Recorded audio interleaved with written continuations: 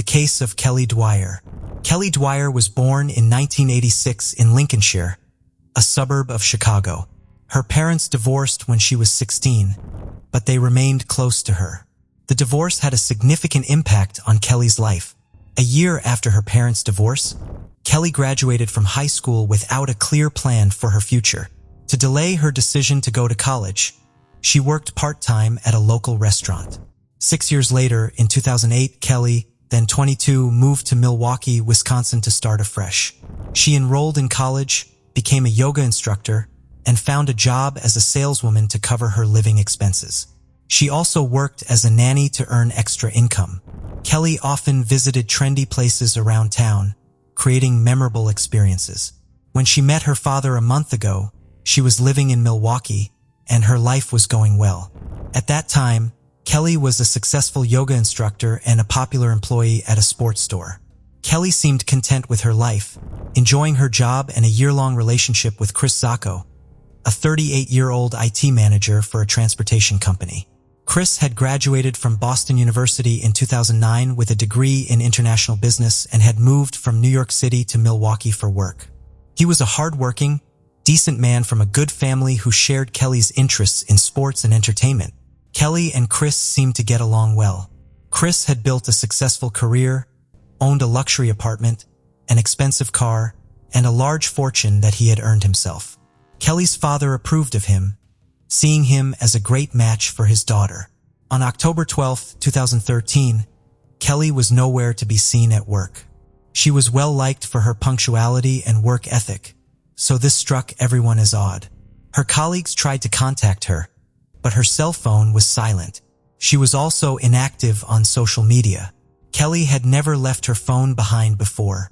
She simply disappeared, and her loved ones contacted the police to file a missing persons report. However, during the investigation into Kelly's disappearance, detectives found no evidence of enemies or individuals who might want to harm her. All of her belongings were still at home, so police ruled out the possibility that she left voluntarily. What was concerning was that her bank account, phone, and other accounts had no activity. Police suspected that Kelly was in trouble. Since Chris was the last person to see her on October 10, 2013, investigators brought him in for questioning. Chris stated that he and Kelly spent time at his apartment in Lafayette Towers, then went to a nearby bar, socialized, and drank. They returned to his apartment around 2:30 a.m., had a good time, and went to bed. At 9 a.m., Kelly left Chris's apartment, and they never saw each other again. Chris insisted that Kelly was not his girlfriend, saying they had an open relationship. He also revealed that he was in love with someone else and had plans for a future with her. This raised suspicions among investigators, who found Chris's story plausible but noted inconsistencies in his words and actions. To investigate further, detectives interviewed friends who had been with Kelly and Chris the night before Kelly went missing. These friends confirmed that the group had a good time at a bar and then ordered pizza, eating it on a bench outside. Kelly seemed to be in a good mood, sharing her plans for the next day, which included sleeping in, doing yoga, doing laundry, and relaxing. Chris and Kelly left for his apartment that night, where they met another friend who had been invited over for drinks. This friend reported feeling uncomfortable in Chris's apartment because she sensed tension between Chris and Kelly. She recalled that Chris was smoking and chatting with her while Kelly seemed upset. Assuming that Kelly was just tired, the friend thought little of it and left the apartment. However, after talking to Kelly's other friends, investigators discovered that Chris and Kelly were not on good terms. Kelly loved Chris very much, but unfortunately, Chris seemed uninterested in their relationship. Chris did not make any long-term plans involving Kelly, which worried her.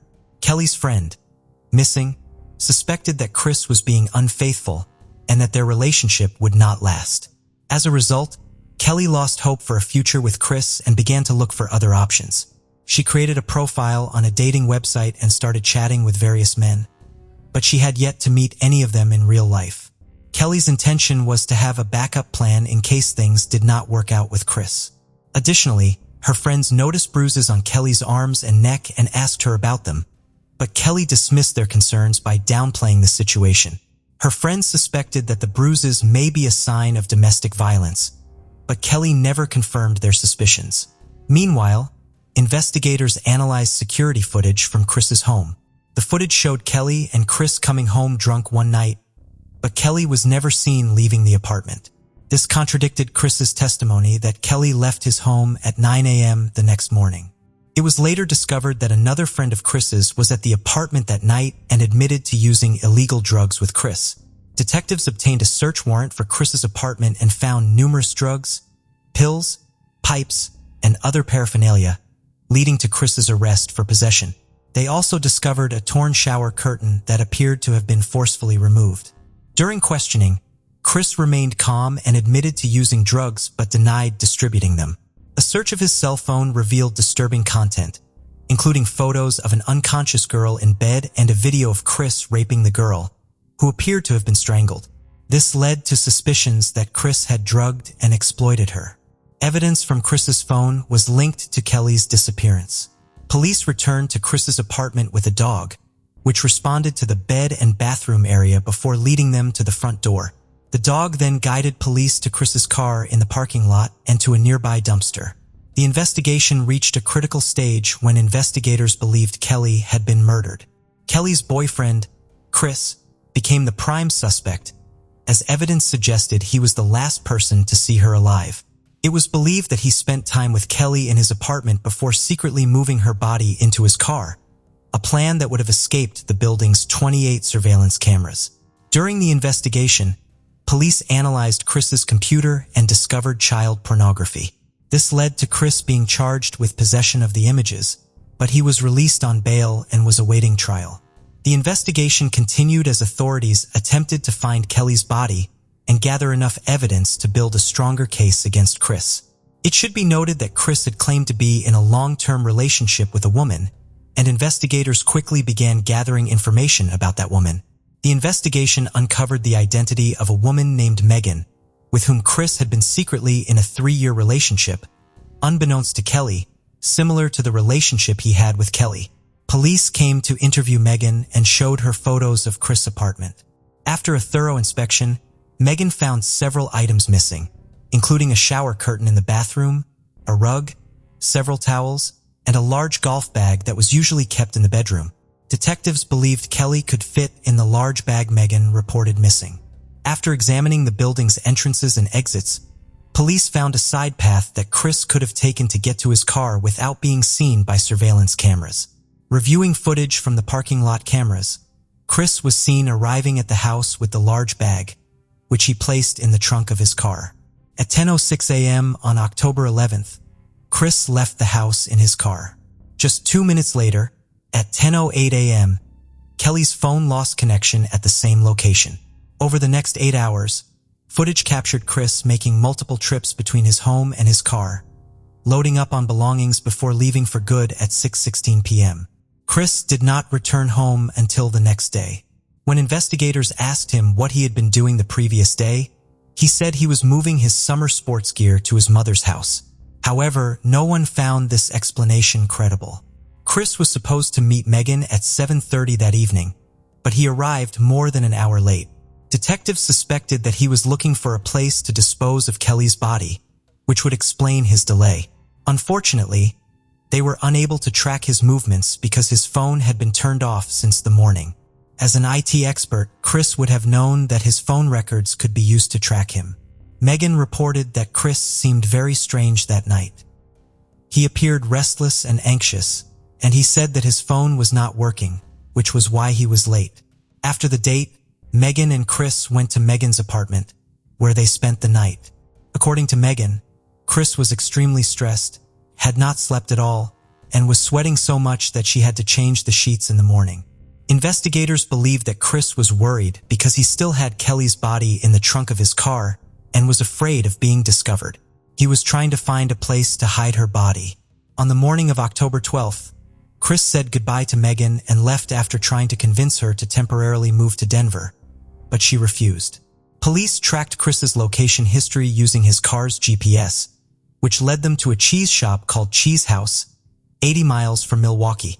However, it seemed unlikely that Chris would have driven that far just to buy cheese. Chris claimed that he had bought cheese for his parents, presenting a receipt for the cheese at 9:55 a.m. on October 12th, which his parents confirmed. However, the police found it difficult to believe Chris's story, as the same cheese could easily be purchased at a nearby supermarket. They suspected that Chris might have dumped Kelly's body in the area around the cheese store. Further investigation revealed that on his way back, Chris stopped at a sports store and bought new sneakers that afternoon. Detectives suspected that Chris had deliberately discarded his old shoes, possibly to avoid leaving blood or footprints that could be linked to the crime scene. It appeared that he had carefully planned to destroy evidence and create an alibi for himself. Chris, with his analytical mind, had tried to commit the perfect crime. However, investigators were able to spot inconsistencies in his story. Notably, it took him over 2 hours to travel from the cheese house to the sports store, a distance of about 80 kilometers, when it would normally take only an hour. This significant time difference suggested that Chris spent an additional hour on another activity, possibly hiding the body. Police speculated that he may have dumped the body along the way. However, the exact location of the body remained unknown. With a large search area spanning 50 miles, finding the body proved to be a huge challenge. A roadside search eventually led to a discovery. In a wooded area approximately 37 miles from the city, a local resident found human remains while walking.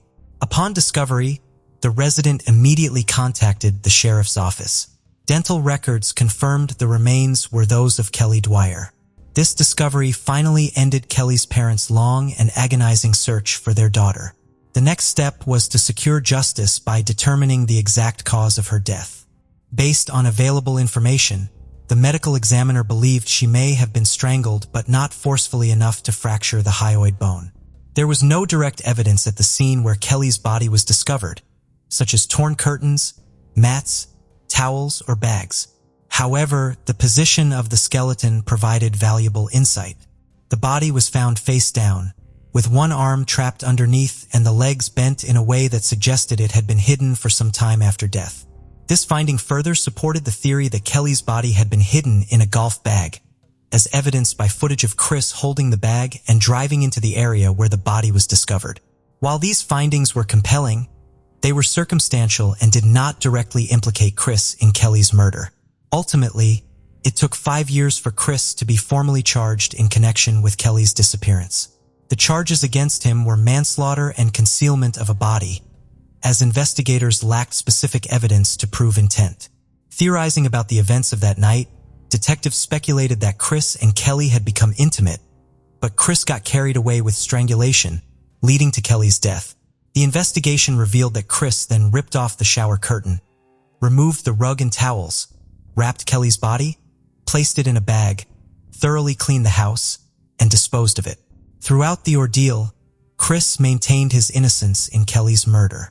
Key evidence was presented at Chris' trial, including CCTV footage, cell phone video of the strangulation, and the search of his apartment by a dog. Megan, who testified against Chris, reported that he was extremely anxious on the day of the incident and was late for a meeting. Additionally, Chris' former girlfriends took the stand, expressing their concerns about his unhealthy obsession with strangulation and rough sex, which had frightened them. The defense countered that there was no direct evidence linking Chris to the crime and that the prosecution's case was based on speculation and conjecture. Chris had a clean record before the drug possession incident and was a successful IT professional with a stable job. The defense argued that Chris was incapable of murder. However, it was discovered that not all the CCTV footage had been saved, casting doubt on the prosecution's conclusion that Kelly had not left Chris's house. The defense presented a witness who claimed to have seen a girl resembling Kelly in another man's car the weekend after she went missing. Although the witness had previously seen Kelly on TV as a missing person, he was not 100% sure it was her. The defense offered an alternative explanation for Kelly's disappearance, suggesting that she may have left Chris's apartment safely but was later caught by one of her new boyfriends. The defense also questioned the reliability of the police dog during the investigation. Since the dog's reaction was not captured on video, its alert was based solely on the police officer's subjective interpretation. In response, the prosecution argued that the investigation using the sniffer dog was conducted objectively and transparently, with multiple police officers present and agreeing on the results. Ultimately, the prosecution convinced the jury that Chris was responsible for the murder. With no other obvious suspects, the prosecution argued that Chris had planned and executed the crime carefully, deliberately destroying evidence to cover his tracks. After lengthy deliberations, the jury found Chris guilty of first-degree manslaughter and concealing a body. The Kelly family and the prosecution had asked for the maximum sentence of 48 years, while the defense asked for a reduced sentence of 22 years.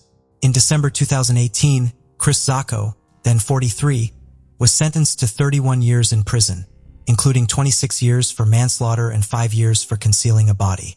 In addition, Chris Zacco was sentenced to 19 years for possession of child pornography and possession of narcotics based on the outcome of his November 2014 trial.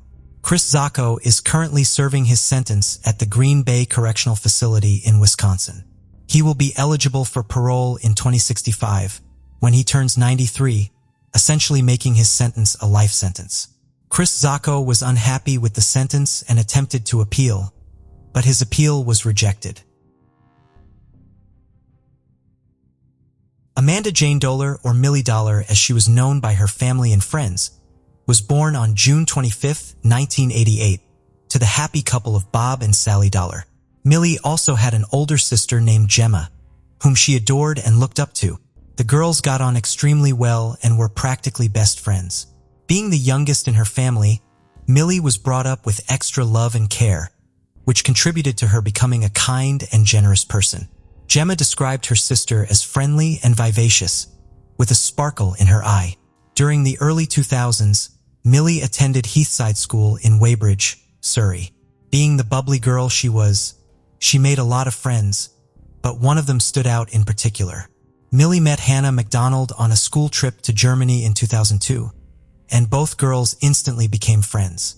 In the following years at school, Milly and Hannah became inseparable.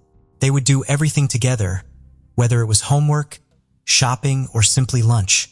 Hannah and Milly became a part of each other's families.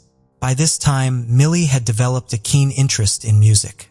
Milly loved spending time playing the saxophone, often with her close friends around. Milly was a bright light in the lives of those around her. She loved to cheer others up when they were having a bad day and did that effortlessly. On Thursday, March 21, 2002, Milly said goodbye to Hannah and left Heathside School in Weybridge, Surrey. At 3:07 p.m., she walked to Weybridge railway station with another friend that day. The two girls got off at the Walton-on-Thames railway station. This was one stop before Hersham, which was Milly's usual stop for her journey home. Milly and her friend had decided to grab a bite together at the station cafe before going home. They just wanted to enjoy a conversation over some good food. Once they were done, Milly called her father at 3:47 p.m. and informed him about the delay. Before hanging up, she promised him that she would be back home in the next 30 minutes. By 4:05, Milly and her friend parted ways and set off home. Unfortunately, only one of the girls made it home that evening. Milly's family awaited her arrival, but hours went by and there were no signs of her. As each minute passed, the Dowlers grew more and more worried about their youngest. Tension had already started to set in, and soon Milly's family were sure that something awful had happened. At 7 p.m., Bob, Milly's father, called the authorities in Sussex and reported Milly as missing. Detective Chief Superintendent Craig Denholm from the Police Department of Sussex pulled together a team and led a massive search for Milly.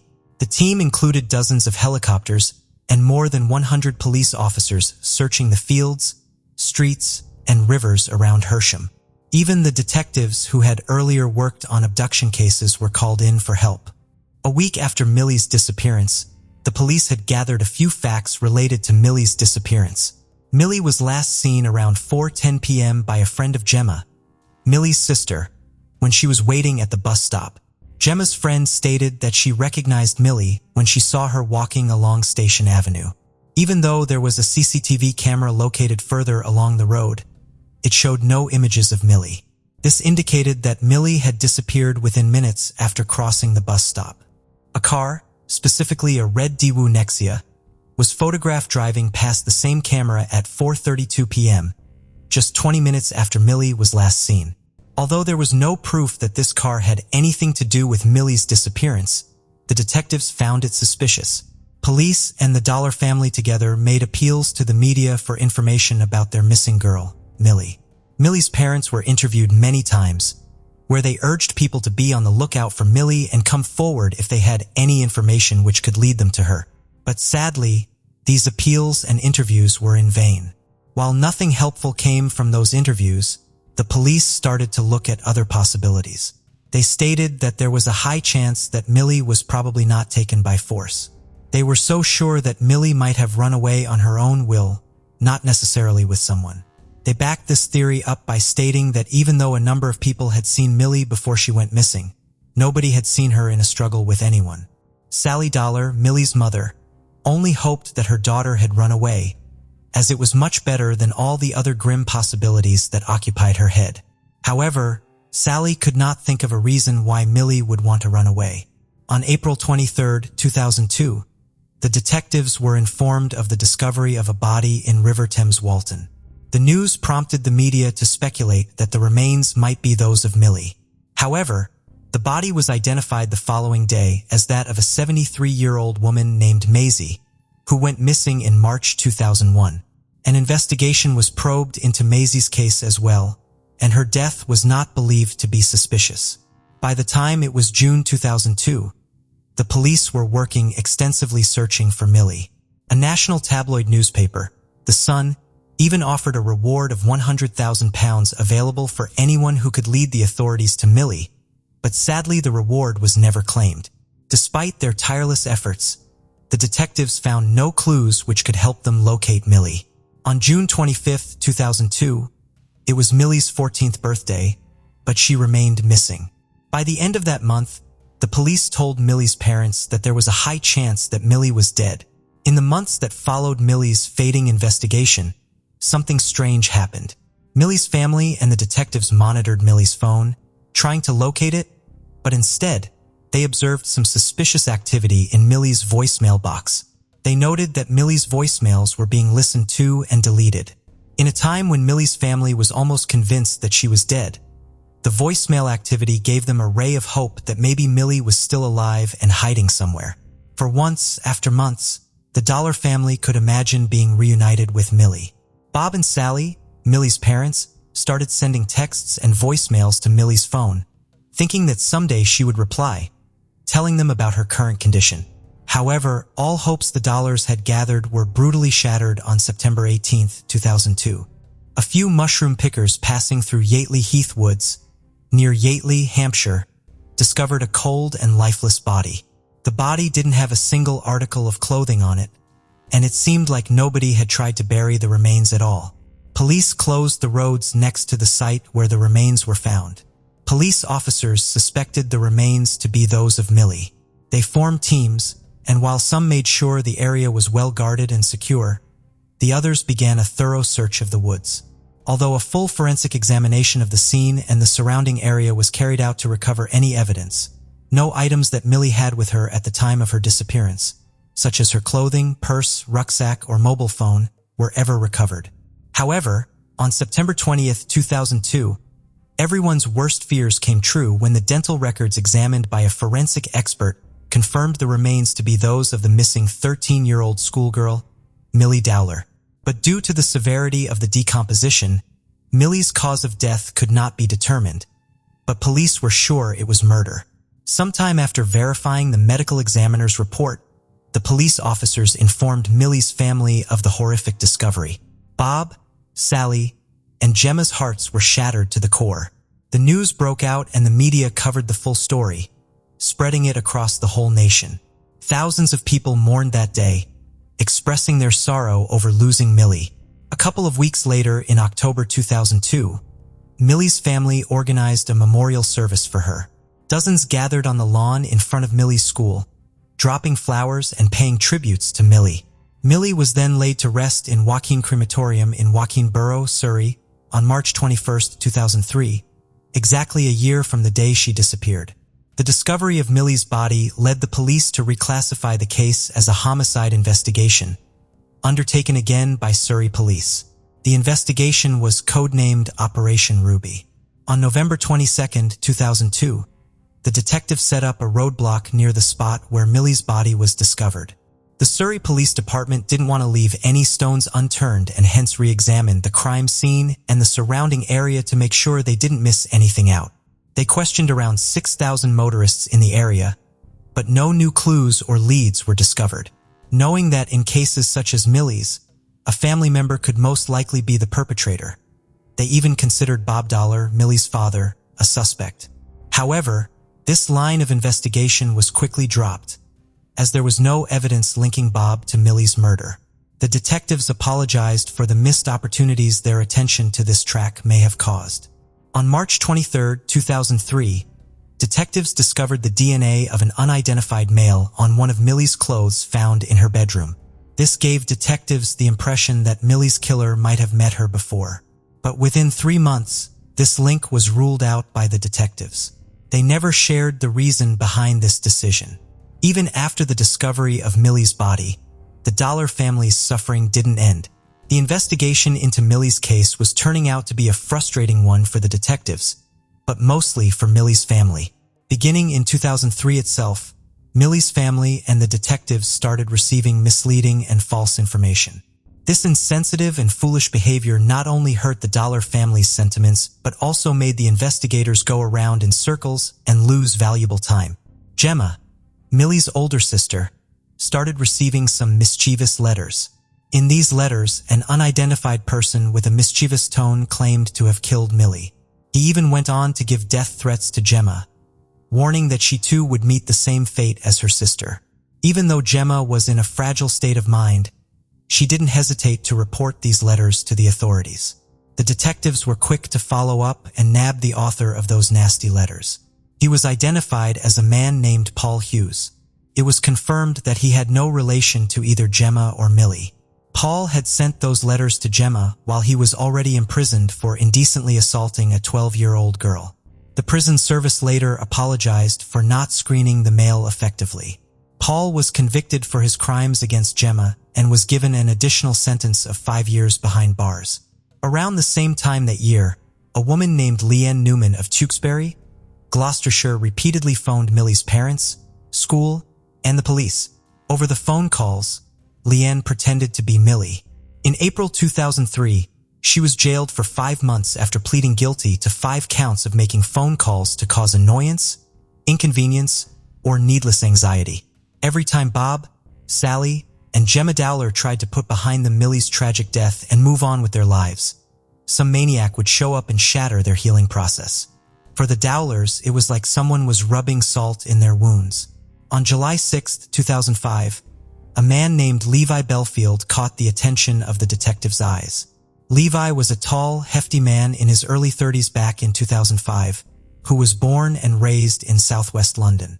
Levi Belfield was also a serial killer who had been convicted for the murders of 19-year-old Marcia MacDonald in February 2003 and 22-year-old Emile Delagrange in August 2004, and the attempted murder of 18-year-old Kate Sheedy sometime in 2004.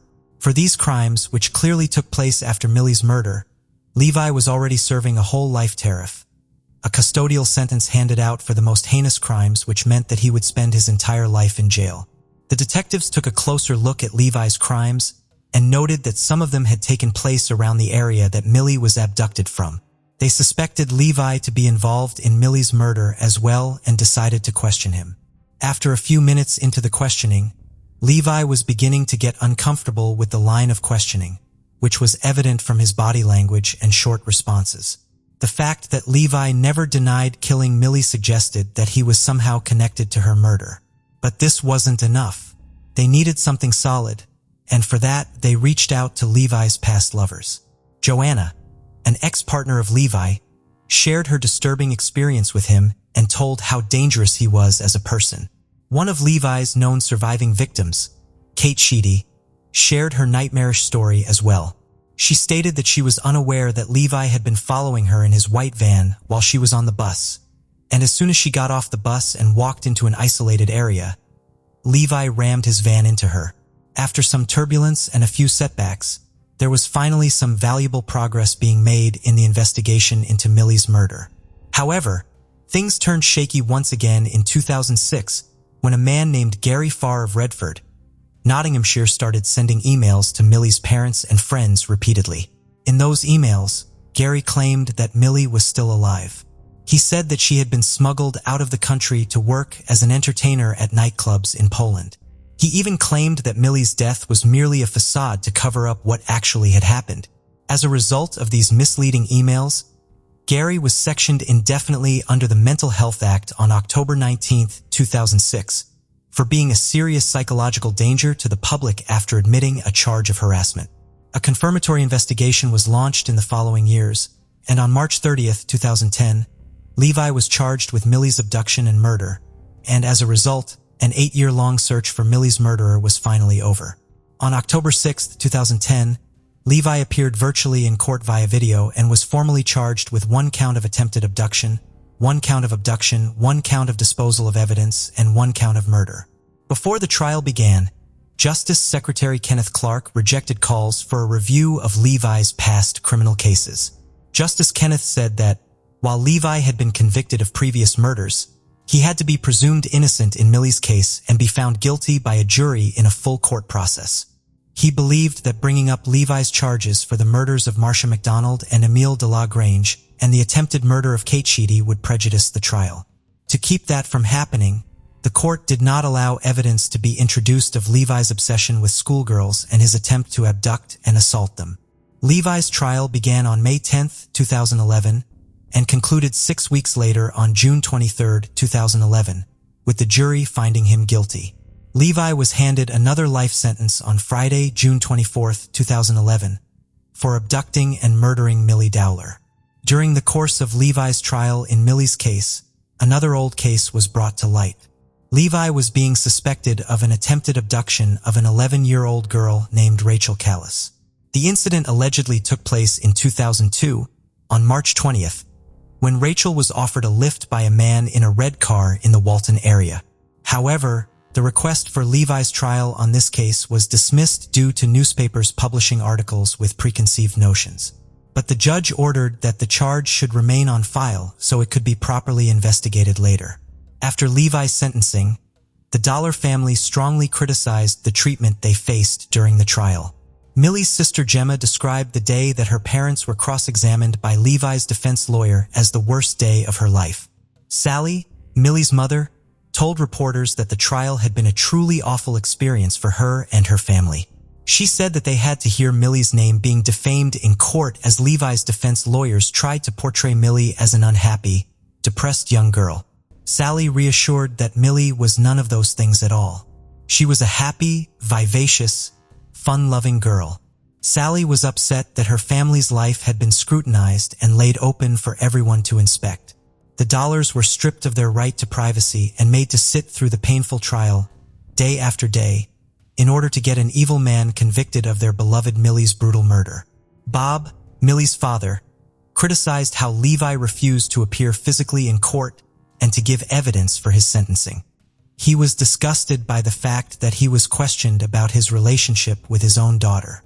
Bob added that his family had to pay too high a price for Levi's conviction.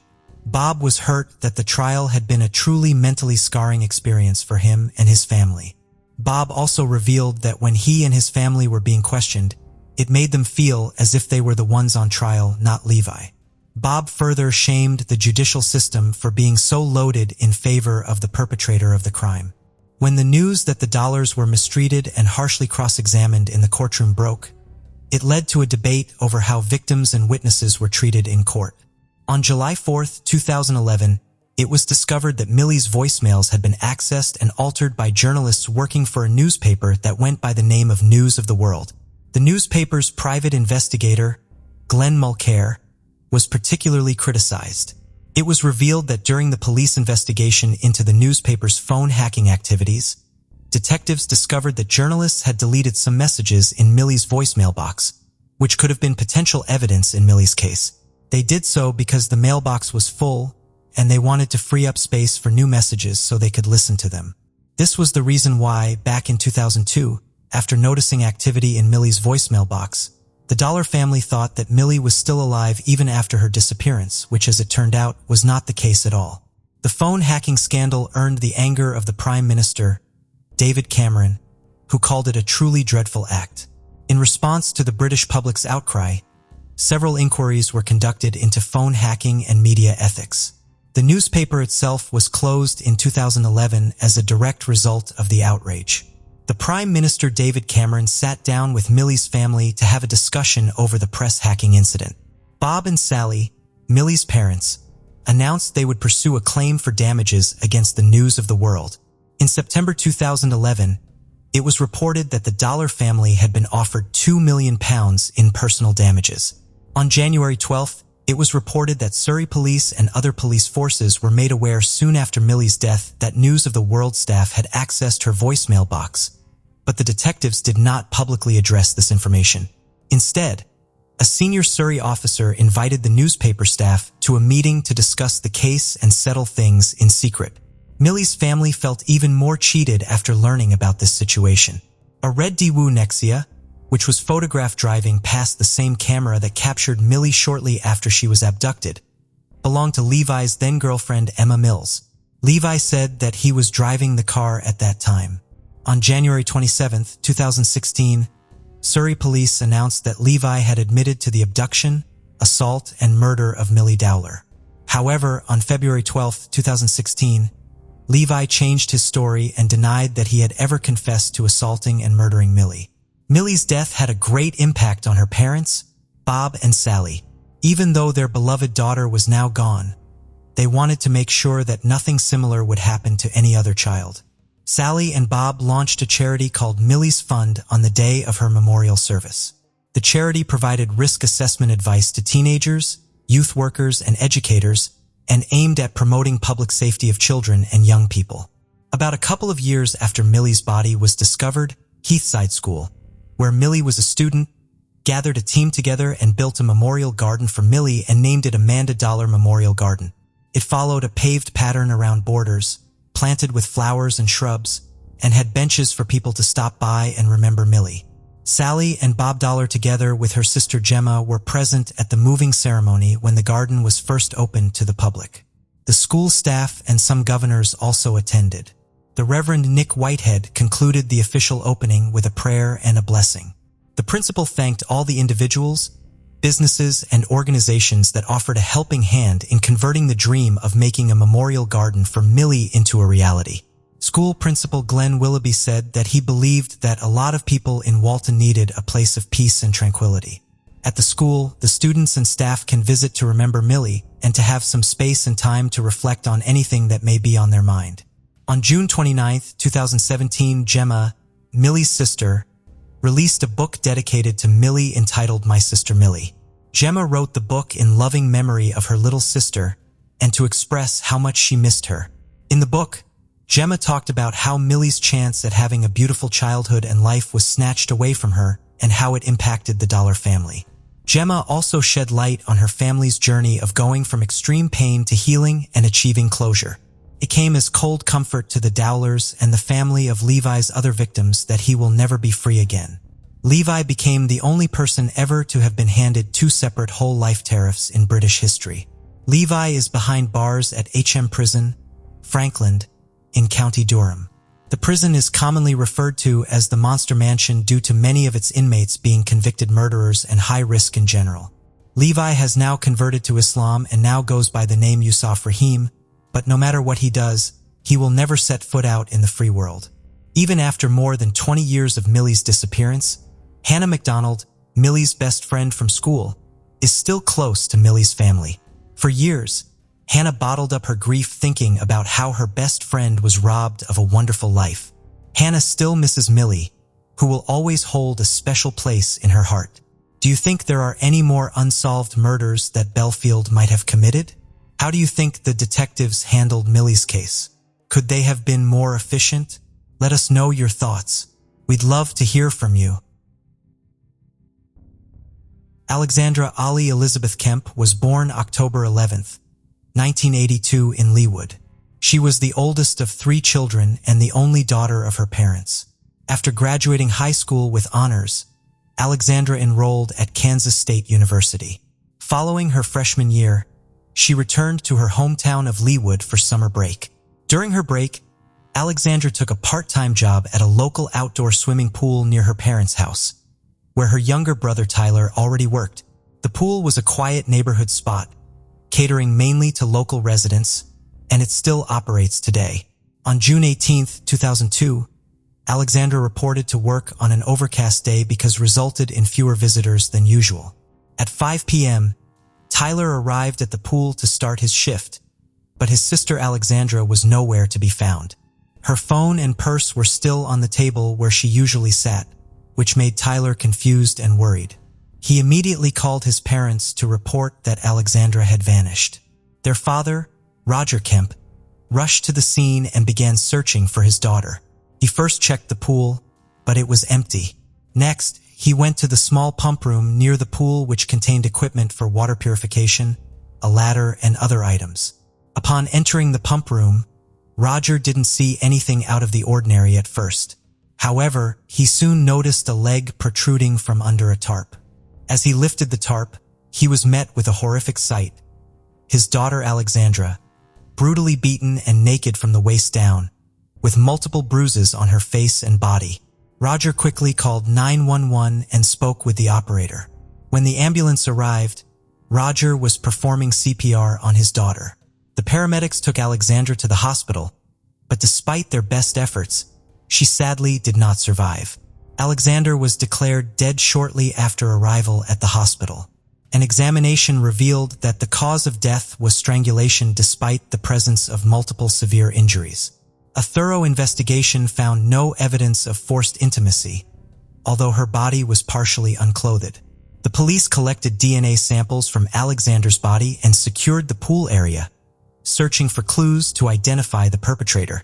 Evidence of a struggle was evident in the room where Roger discovered Alexandra's body, including her flip-flops found in separate locations. Additionally, an open bottle of antiseptic gel and its cap were found at the scene. A few days later, while the police continued to investigate, Alexandra's family and hundreds of mourners gathered to pay their respects at a funeral ceremony. Phil Howes, Alexandra's boyfriend since high school, was initially suspected in her death. As a pool administrator, he worked the morning shift on the day of her death, and Alexandra arrived at noon to start her 5-hour shift. Although Phil often stayed after work to spend time with Alexandra, he left promptly after his shift that day because they had plans for the evening. Despite being an early suspect, Phil had a solid alibi and was quickly cleared by the police. In an interview with detectives, Phil mentioned that Alexandra often felt uncomfortable being alone at work because some of the lawn maintenance workers would stare at her and try to flirt. The police investigated the lawn workers, but each of them had an alibi. However, the inquiry wasn't entirely fruitless. Several workers reported seeing a suspicious man with a video camera lurking in the bushes near the pool the day before Alexandra's death, apparently watching the female lifeguards in swimsuits. The police were given conflicting reports about Alexandra's final hours. Some people said she left the scene in an old Ford pickup truck, while others mentioned different circumstances. A study of Alexandra's mobile phone activity revealed that she had made plans with a friend, Laurel, to meet on the day she died. However, Alexandra didn't show up. When Laurel went to the police station to give her account of events, she explained that Alexandra had asked her to come to the pool to keep her company until her shift ended. According to Laurel, the pool was empty that day due to the poor weather, which made Alexandra anxious. When Laurel arrived at the pool at around 2:30 p.m., she didn't see Alexandra anywhere. Instead, a man she didn't know emerged from the pool house and waved at her with a smile. Laurel thought this man might be Alexandra's boss, and she decided to leave so as not to get her friend in trouble for socializing during work hours. At the time, she had no reason to think that anything was amiss. The police investigation led them away from Alexandra's workplace and to a completely different suspect. As a witness, Laurel provided a detailed description of the person she believed committed the crime. The police used this description to create a sketch of the suspect, who was identified as a white man around 30 years old with a stocky build, short brown hair, and driving a 1980 Ford pickup truck. The suspect's identity was narrowed down when someone recognized the description as matching James Strader, a local mechanic who owned an old Ford pickup truck. James was questioned by the police and appeared to match the sketch, but he denied any involvement in Alexandra's death. His employer verified his alibi, stating that James was at work on the day of the murder. As a result, James was released from custody. While the police had eliminated James as a suspect, forensic analysis of evidence collected from the crime scene revealed male DNA on an antiseptic gel tube and on Alexandra's body. Unfortunately, the DNA did not match anyone in the police database, leaving the case still unsolved. Alexandra's family, friends, and boyfriend were ruled out as suspects after DNA tests showed no match with the DNA samples found on her body. The investigation was driven by Alexandra's father, Roger Kemp, who was determined to find his daughter's killer. After losing his child, Roger felt like he had lost his purpose in life. However, he found a new reason to keep going: justice for Alexandra. In an interview, Roger explained his approach: "You can either give up or keep fighting. I chose to fight." Impressed by his dedication, the police department gave Roger a workspace where he could collect and share information and collaborate with the investigators. As they explored all available leads, Roger and the investigators contacted the popular TV show, America's Most Wanted, and asked them to feature Alexandra's case. The show's producers agreed, and her story was aired. The episode generated hundreds of calls from viewers with potential tips. Although the authorities thoroughly investigated each lead, none of them led to a breakthrough, and the case stalled once again.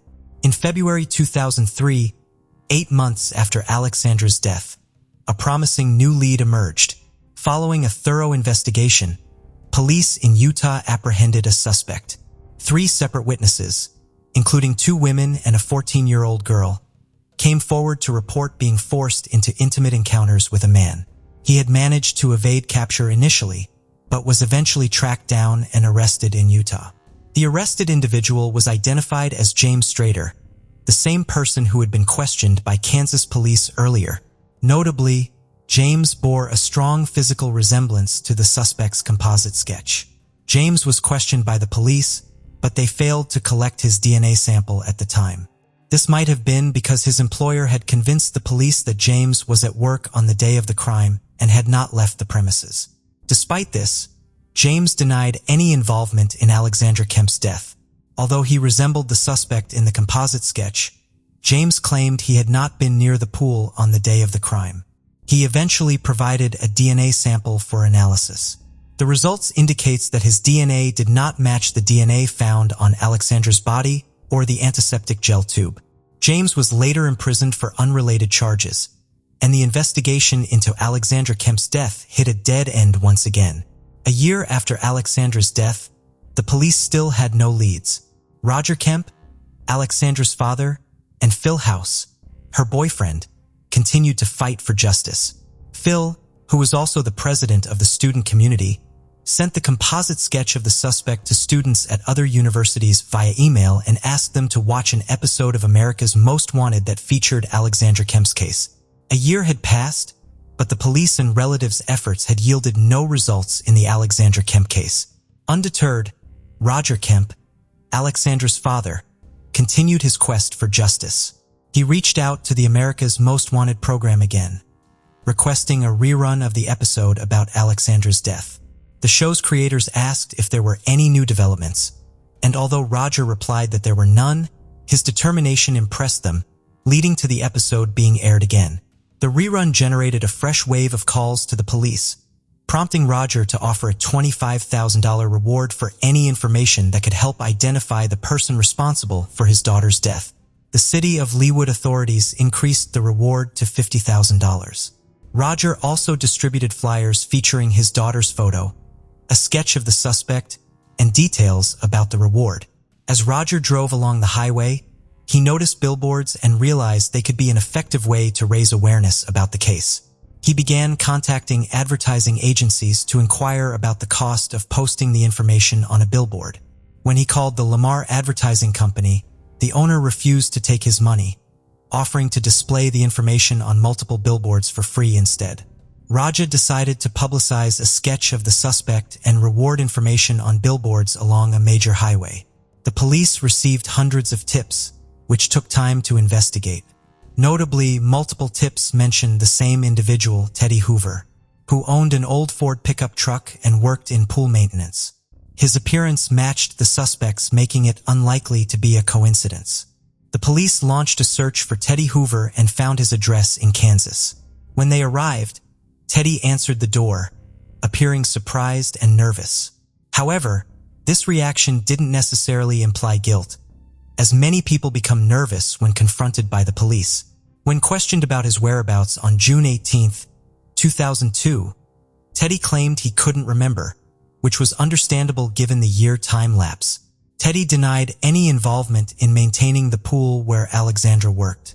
Nevertheless, the detectives asked him to provide a voluntary DNA sample to rule him out as a suspect. Teddy declined, stating he needed to consult with a lawyer first. He promised to contact the police after speaking with his attorney.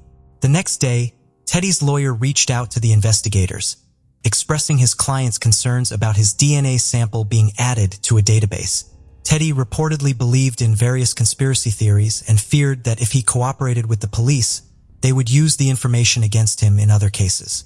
In an effort to alleviate his concerns, the investigators promised not to enter his DNA into any database and only use it to compare with the DNA found on Alexandra Kemp. The lawyer agreed to speak with his client and said he would call back. As they waited for the call, the police reviewed the case materials again and stumbled upon a piece of paper in one of the folders with a name that caught their attention. On the day of Alexandra's death, detectives began questioning onlookers who had gathered by the pool, trying to determine if anyone had seen anything suspicious. Interestingly, one of the people they spoke with was Teddy Hoover, who had claimed he had never been to the crime scene before.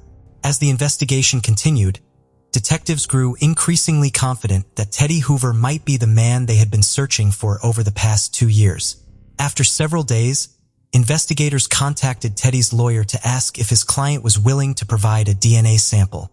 However, the lawyer responded by stating that his client had refused his services and broken off contact. Police immediately went to Teddy's house, but he had already escaped. As a result, the 29-year-old suspect was placed on the National Wanted list.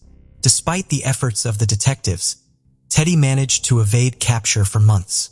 Billboards featuring his image were still up, but the search had yielded nothing. It wasn't until September 2004 when an anonymous caller contacted the police that a new lead emerged. According to the caller, he knew the name of Teddy's girlfriend with whom Teddy was living in Kansas. Detectives sought to locate Laura Barr, a woman connected to Teddy Hoover, but discovered she had left the state at the same time he escaped. This led them to investigate further. The U.S. Postal Service informed the Kansas State Police that Laura was receiving mail in Litchfield, Connecticut, along with a man named Benjamin Appleby, at the same address.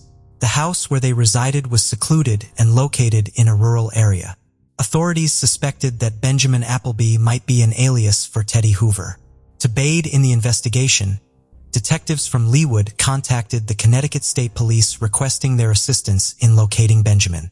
It was discovered that he had a prior record in Connecticut with an outstanding arrest warrant stemming from a 1997 incident where he had exposed himself to a schoolgirl.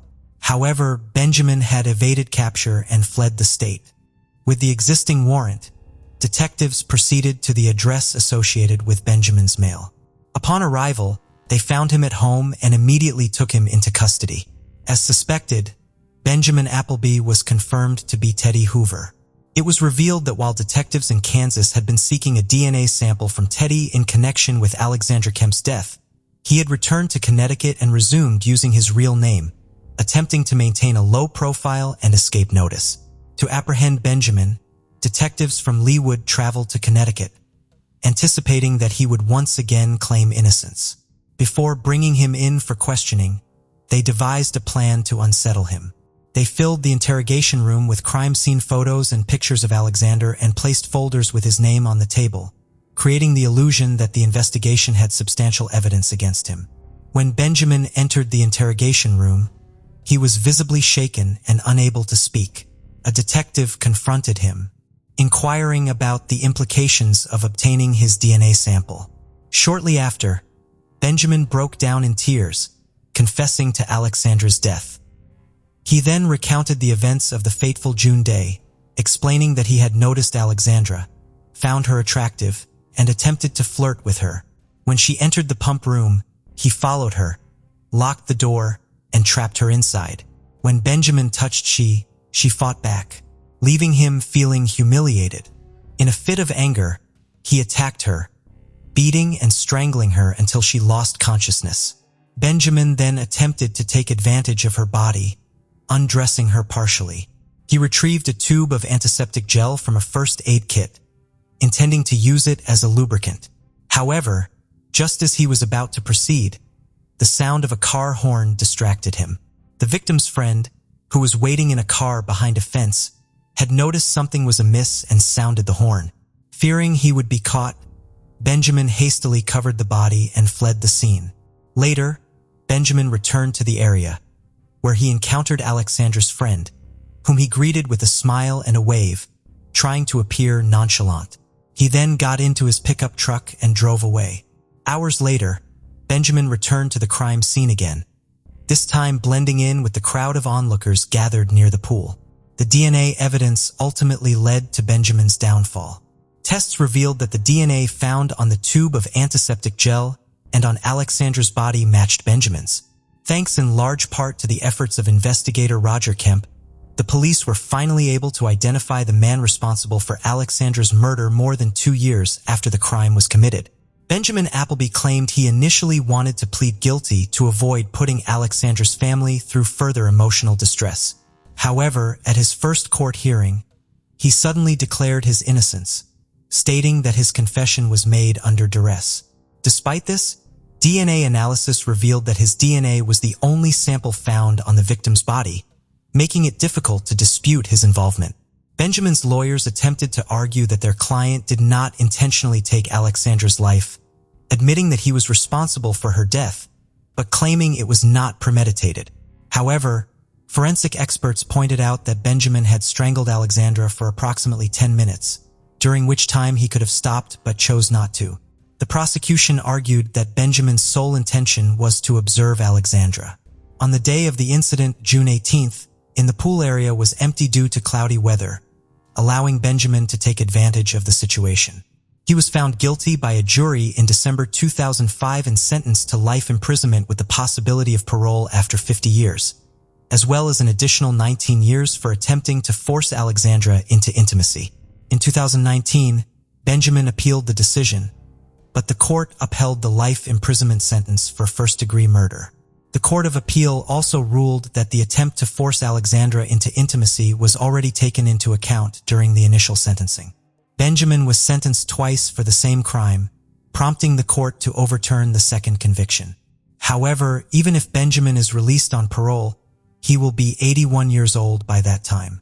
The authorities involved in the case credit Roger Kemp's persistence for helping them catch the culprit. While Benjamin was in prison, Roger and his wife established a self-defense program for girls, teaching thousands of girls and women across the country basic self-defense techniques. Roger Kemp's tireless efforts to bring attention to the case and his work in creating a safe community did not go unnoticed. He was awarded the Presidential Citizens Medal by Barack Obama at the White House. Until his passing at 77 on March 1, 2022, Roger continued to work for the foundation he established in his daughter's name. His ultimate goal was to make a difference in at least one person's life. The case of Lucy.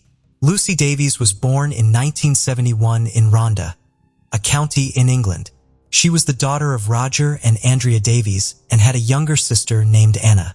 The family lived in a small, tight-knit community of socially purposed housing, surrounded by stunning mountain scenery. Lucy had a happy and carefree childhood, bonding closely with her sister, who shared similar interests. Her parents often mentioned Lucy's infectious joy, which made her a standout student in primary school. Known for her outgoing and likable personality, Lucy quickly won over her teachers and classmates. With her undeniable beauty, she became one of the most popular and admired girls in school. Lucy and her sister Anna shared a passion for ponies, which led their father to enroll them in the local riding club. This experience taught them discipline and showcased their talent, eventually earning them the right to participate in various events and competitions. By the time Lucy started secondary school, she had developed into an exceptional rider. In addition to her riding skills, Lucy was also a talented musician. She took flute and piano lessons, dedicating long hours to practice and master both instruments. Her hard work paid off, and soon she had a comprehensive understanding of classical music. This led to her acceptance into a youth orchestra and her school's choir group. During this time, Lucy developed a romantic interest in Gareth Jenkins, but she kept it a secret. After completing secondary school in 1989, Lucy decided to pursue a music-related career. She enrolled in the University of Warwick to study for a bachelor's degree, hoping to become a music teacher. However, she soon realized that the degree program wasn't what she had expected. Her passion for music remained, but she didn't enjoy the direction of the program. As a result, Lucy changed her plan and opted to study urban planning instead. Around this time, Lucy met Graham Callister, and they soon discovered that they shared a similar outlook on life, including a passion for art and common interests. A key aspect of their bond was their matching sense of humor. Their relationship developed naturally, and as they made plans for the future, Lucy decided to introduce GRA to her parents, Roger and Andrea. The meeting went well, and Lucy's parents were convinced that GRA was the right person for their daughter. In fact, they were so confident in their relationship that they bought Lucy a house in Coventry, northwest of London. This gift not only provided Lucy with a stable home, free from the uncertainties of renting and moving, but also reflected their wish for her to start a family. Shortly after moving in, Lucy invited GRA to live with her, and they continued their studies together. In 1995, they welcomed their first child, James. Lucy decided to take a break from university to care for him, while GRA continued his studies and worked the night shift at the city's postal sorting office. Over time, this arrangement took a toll on Lucy, who felt bored and isolated at home, caring for their child and often separated from her partner for long periods. To alleviate her boredom, Lucy turned to internet chat rooms, seeking to meet new people and find some distraction. One night, Lucy engaged in lively conversations in various online chat rooms where she encountered Harold Landry, a 53-year-old American from Louisiana. Growing up in a financially struggling family with a dozen siblings, Harold knew from an early age that he had to rely on his own efforts and determination to succeed. To escape poverty, he dedicated himself to hard work from a young age. His big break came when he realized that the key to success in the oil business wasn't owning wells, but providing essential infrastructure to well owners. Consequently, he founded a company specializing in designing and manufacturing hydraulic equipment for major oil companies in the southern United States. As he had predicted, the business made him incredibly wealthy, eventually earning him billionaire status. By then, Harold split his time between his central hobbies and a property on KML Island in Mexico. He had been married and divorced twice with children from these unions, whose exact number and identities remained private. One thing was certain, however, Harold ensured that his children lacked nothing. A significant event took place in 1992, when Harold, now single, met a woman 20 years younger who was married. Despite her marital status, Harold used his charms to win her over, undeterred by her family's or husband's potential opposition. On February 6, 1994, Harold took her on an outing in New Orleans, hiring a babysitter to watch her children. After their evening together, Harold dropped his lover off at home and offered to drive the babysitter back to her own place. Surprisingly, no one seemed worried that her husband would discover the infidelity and react angrily. However, that's precisely what happened. Outside his wife's residence, Chris Price had been keeping a close eye on her every move. When the third party said goodbye to her, Chris followed him in his car. A short while later, Harold noticed he was being tailed.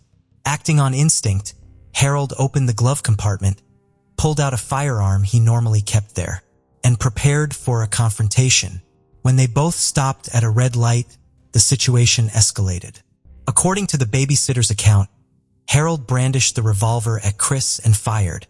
The The bullet severely injured Chris, severing an artery in his neck and damaging a nerve connected to his vocal cord. Chris collapsed on the pavement, but luckily there was a hospital nearby, allowing him to receive prompt medical attention. The doctors were able to save his life. Harold was arrested and charged with attempted murder. His trial took place in 1997.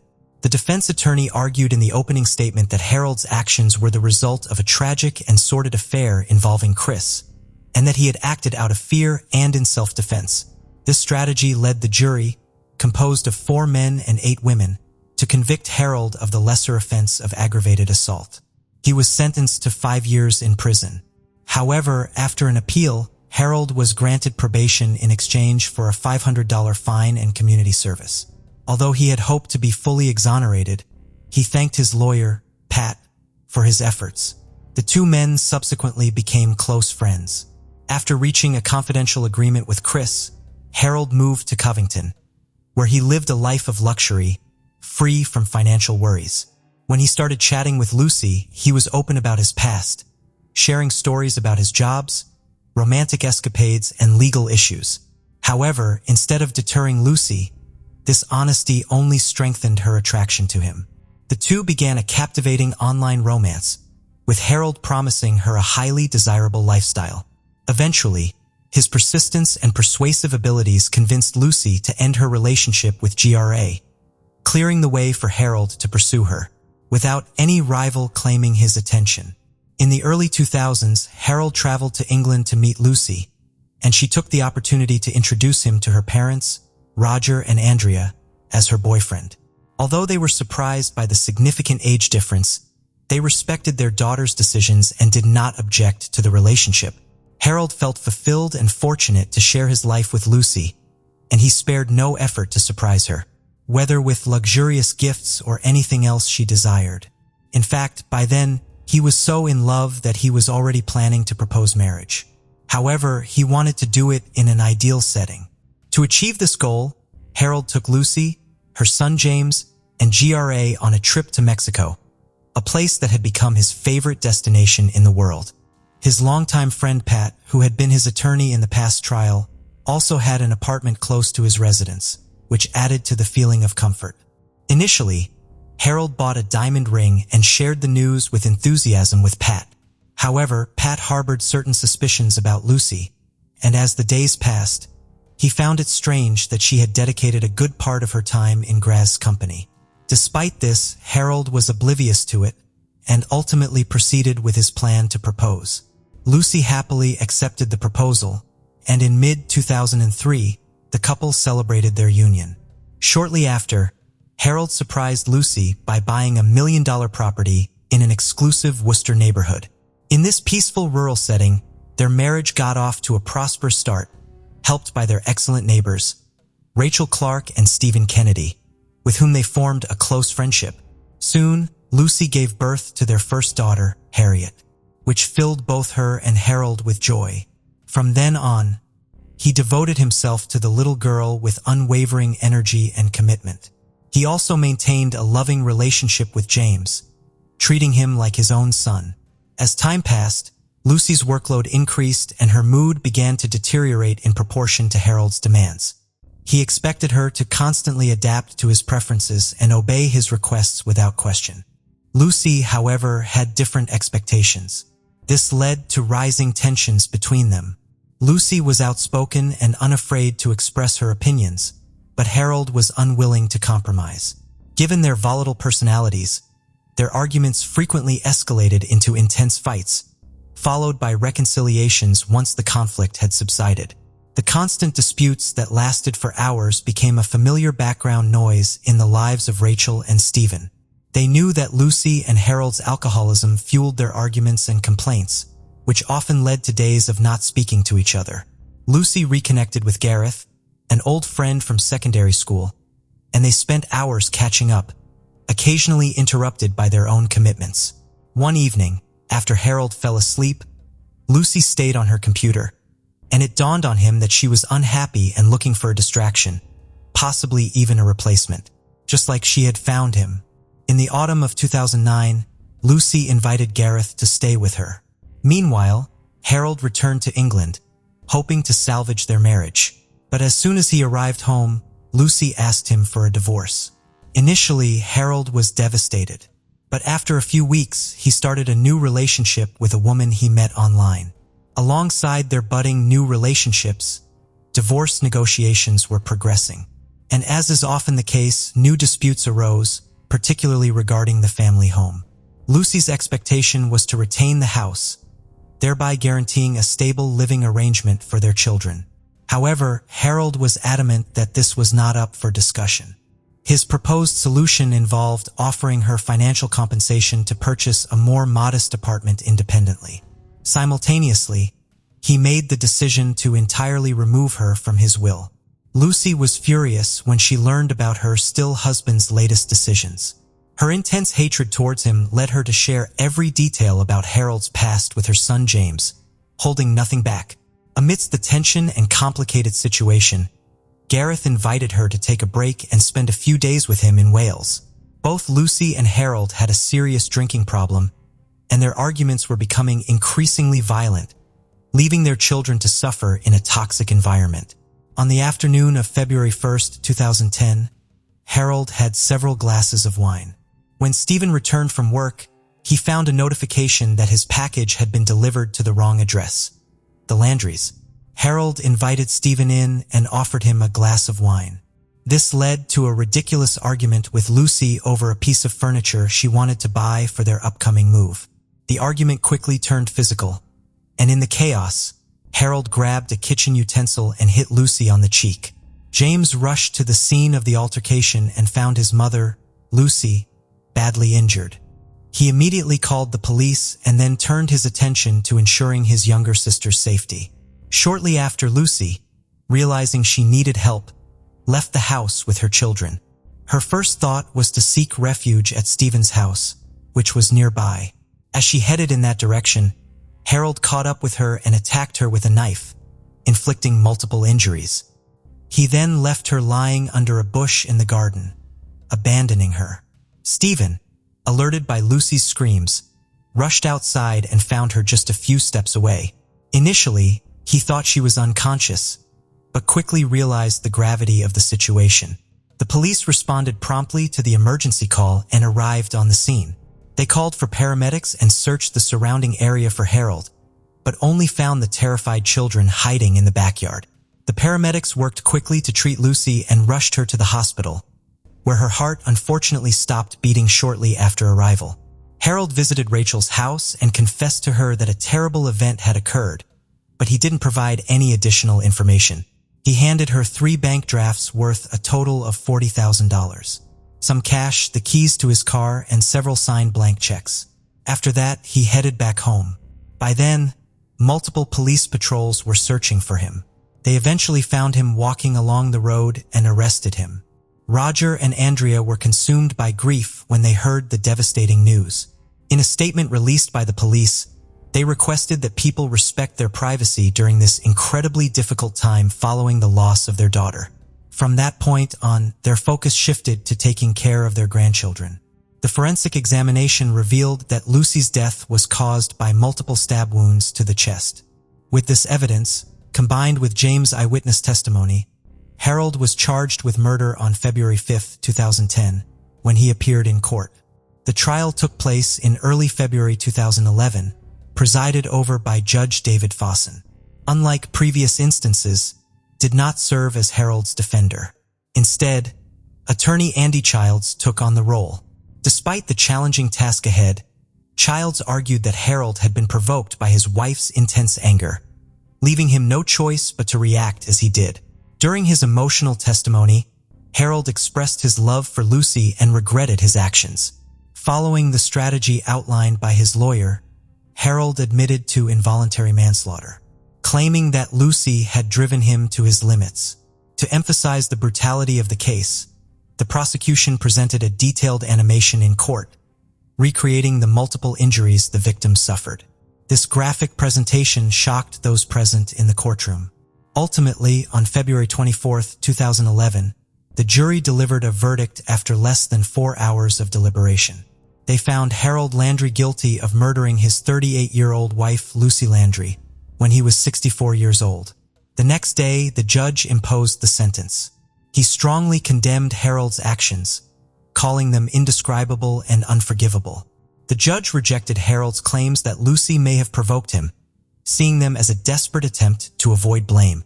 As a result, Harold received a life sentence with a minimum term of 16 years before being eligible for parole. By the time he would be eligible, he would be over 80 years old.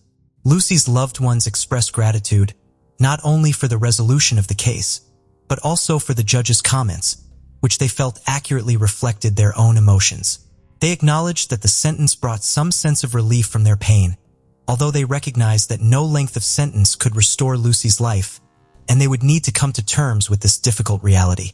Harold, on the other hand, maintained his claim of innocence, stating that he hoped to appeal the sentence in the future. Kim Wall was born on March 23, 1987, in Trollberg, Sweden. She was born to Joachim and Ingrid Wall, who were journalists. She had just one sibling named Tom Wall. Kim grew up to be a very bright child, who always stayed dedicated to her goals. She studied international relations at the London School of Economics and excelled, but it didn't end there. Kim took her education a step further by attending Columbia University's School of Journalism, described as the Oxbridge of Journalism, for a master's degree. Within her peers was at the top of the class, and she received honors in her year. Kim was very interested in people and their stories, and this attribute reflected in the way she worked as a journalist. Kim would go to any length to tell people's stories and make their voices heard. Kim worked in Australia as a reporter for the Swedish Embassy, as a journalist at South China Morning Post in Hong Kong, and also worked for a European Union delegation in India. Her works were published in many international publications, including the BBC, The Guardian, and the New York Times.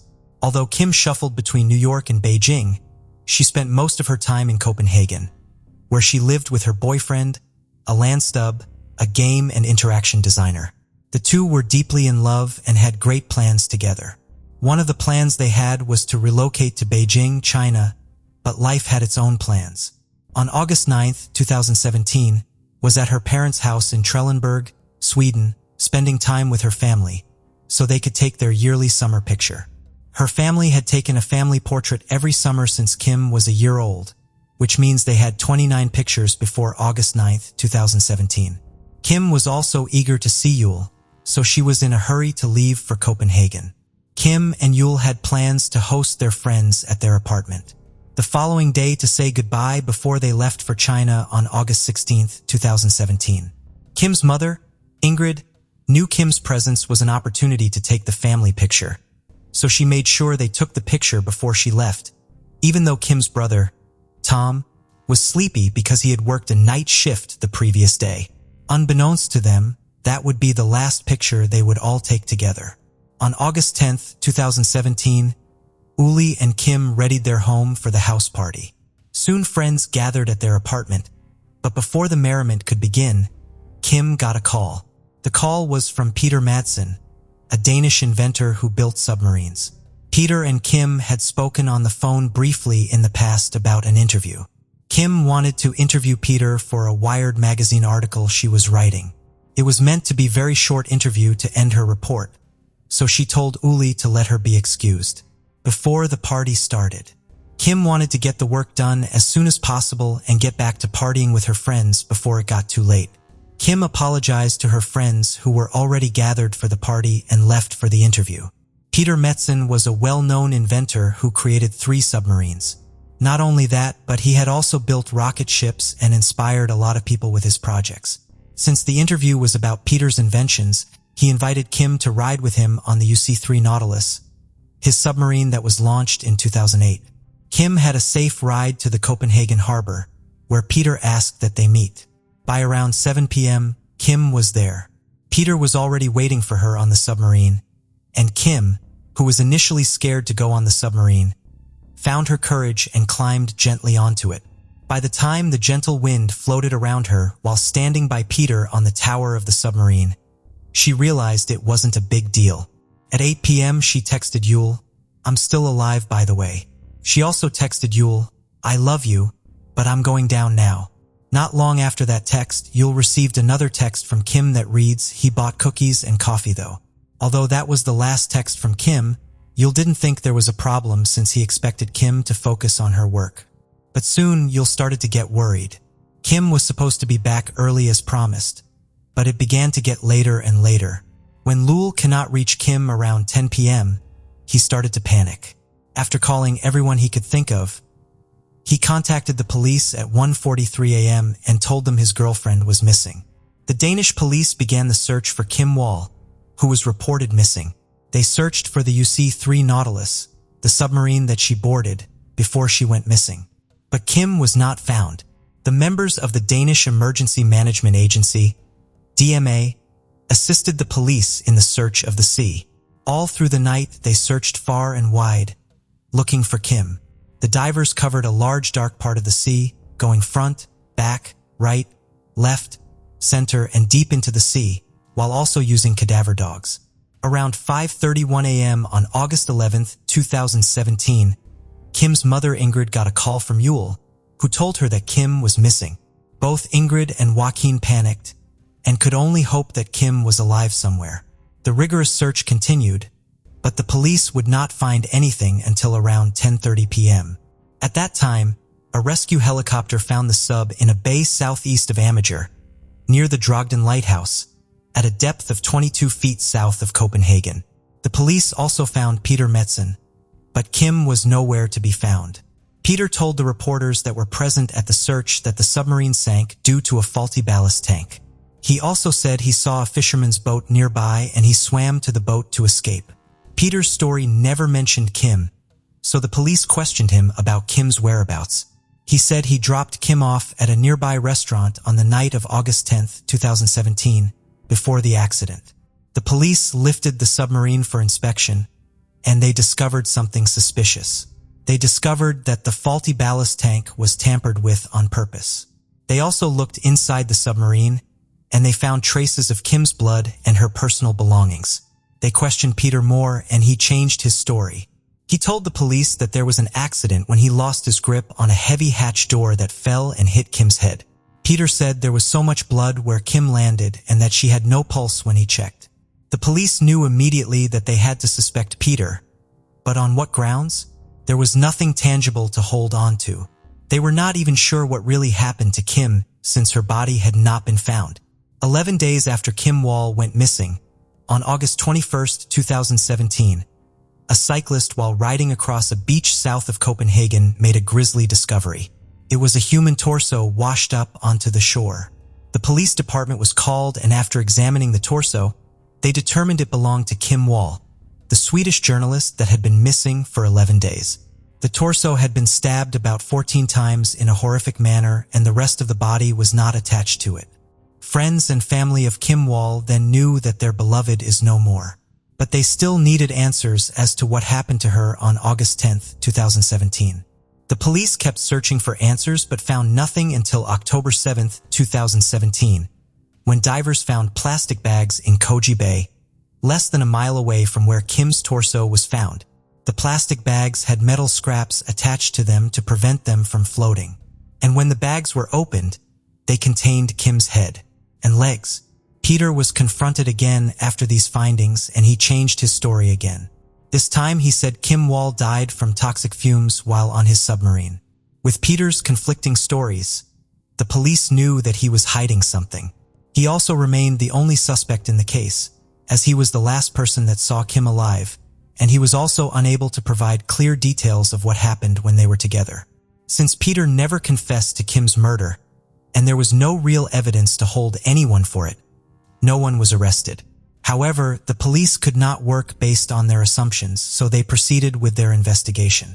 The autopsy on Kim's body revealed that there was no blunt trauma to her head, which contradicted one of Peter's stories about a hatch hitting her head.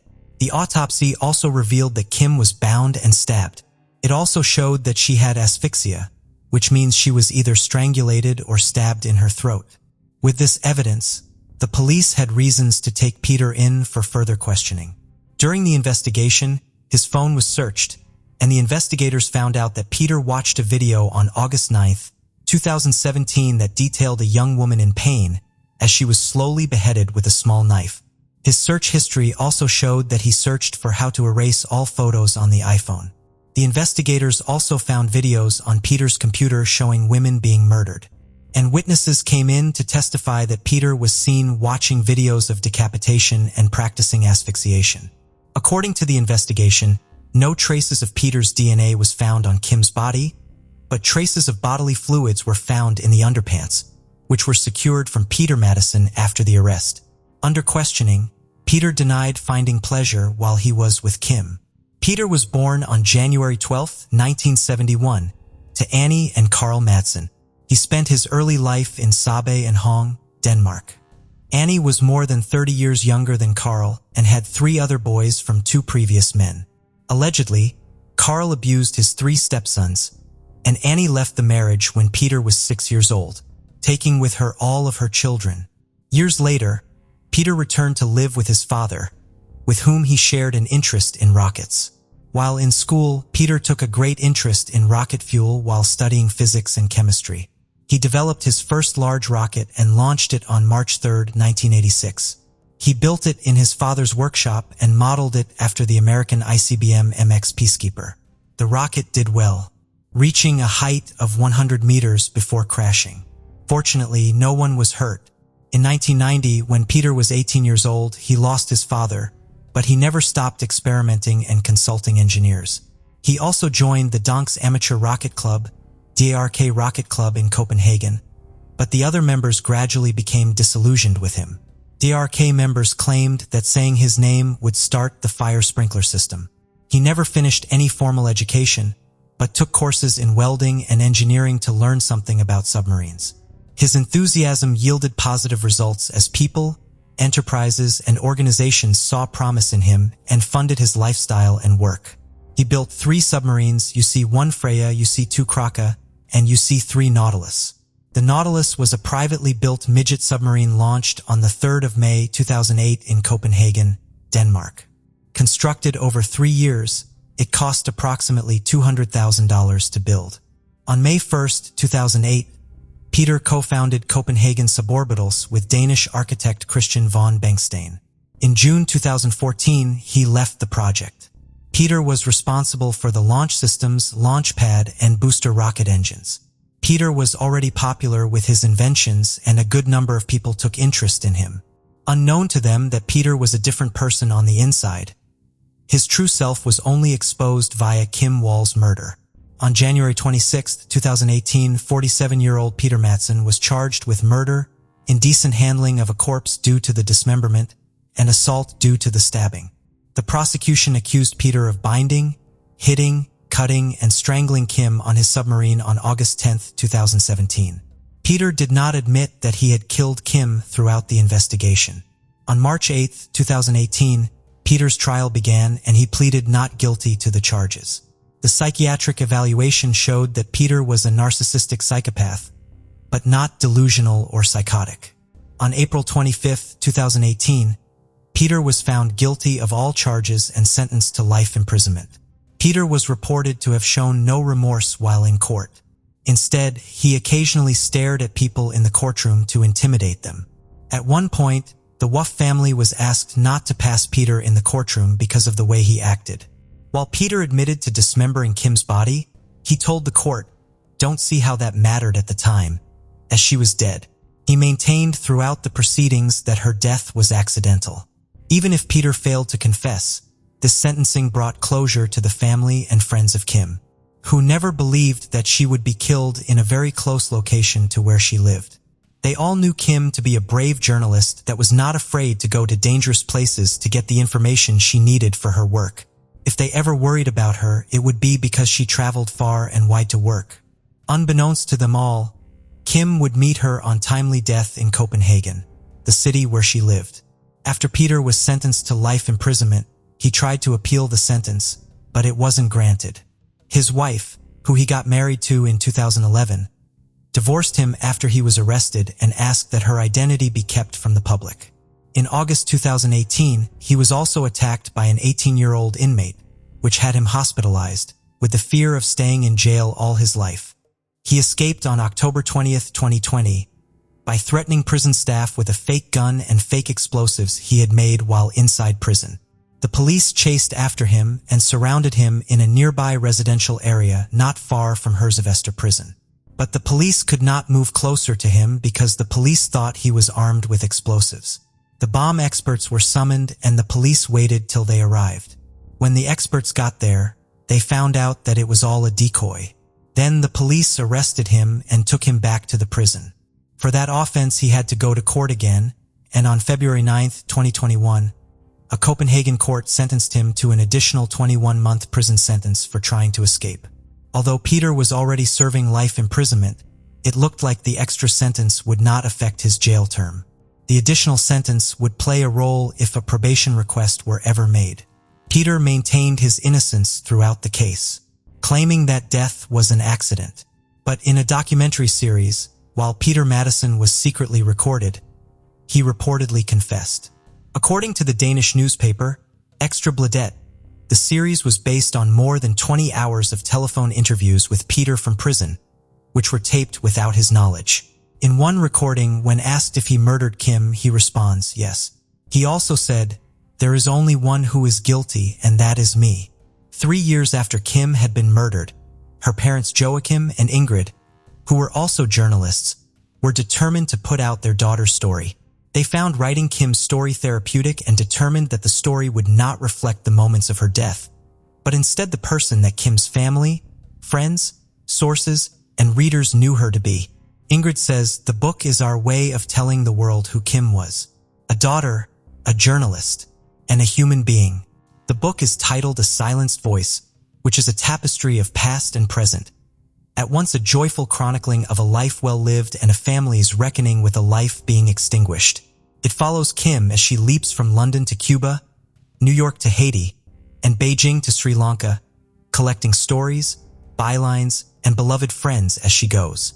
It also traces the hours, days, and weeks after Ingrid and Joaquin woke up to the news that their daughter is missing and learned from the television that a stranger is being charged for the murder. Another thing that brought relief to the Wall family was the creation of the Kim Wall Memorial Fund, a grant created to support female journalists. Apart from the story written by Kim's parents, there were different TV presentations used to portray the life and death of Kim Wall.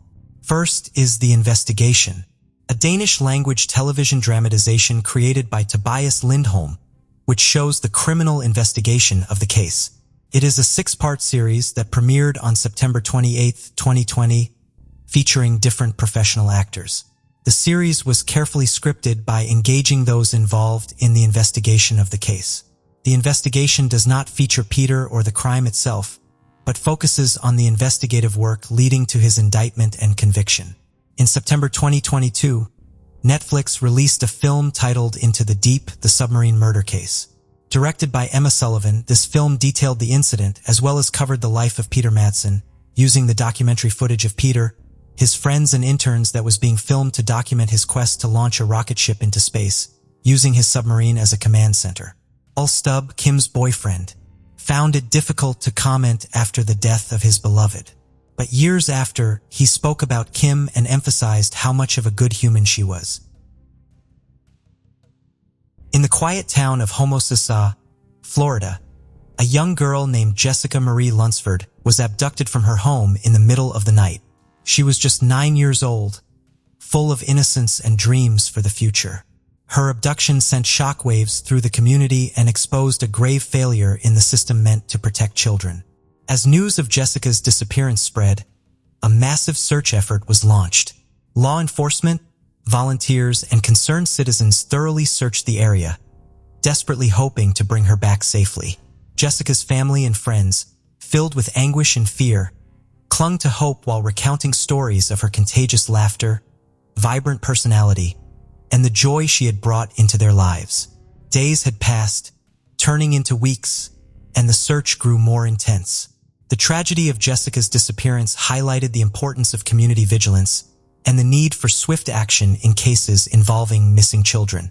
Law enforcement agencies worked tirelessly to uncover the truth, following leads and leaving no stone unturned. Their dedication to finding Jessica and bringing those responsible to justice became paramount. This is the story of Jessica Marie Lunsford, a young girl whose life was tragically cut short, but whose memory continues to inspire change.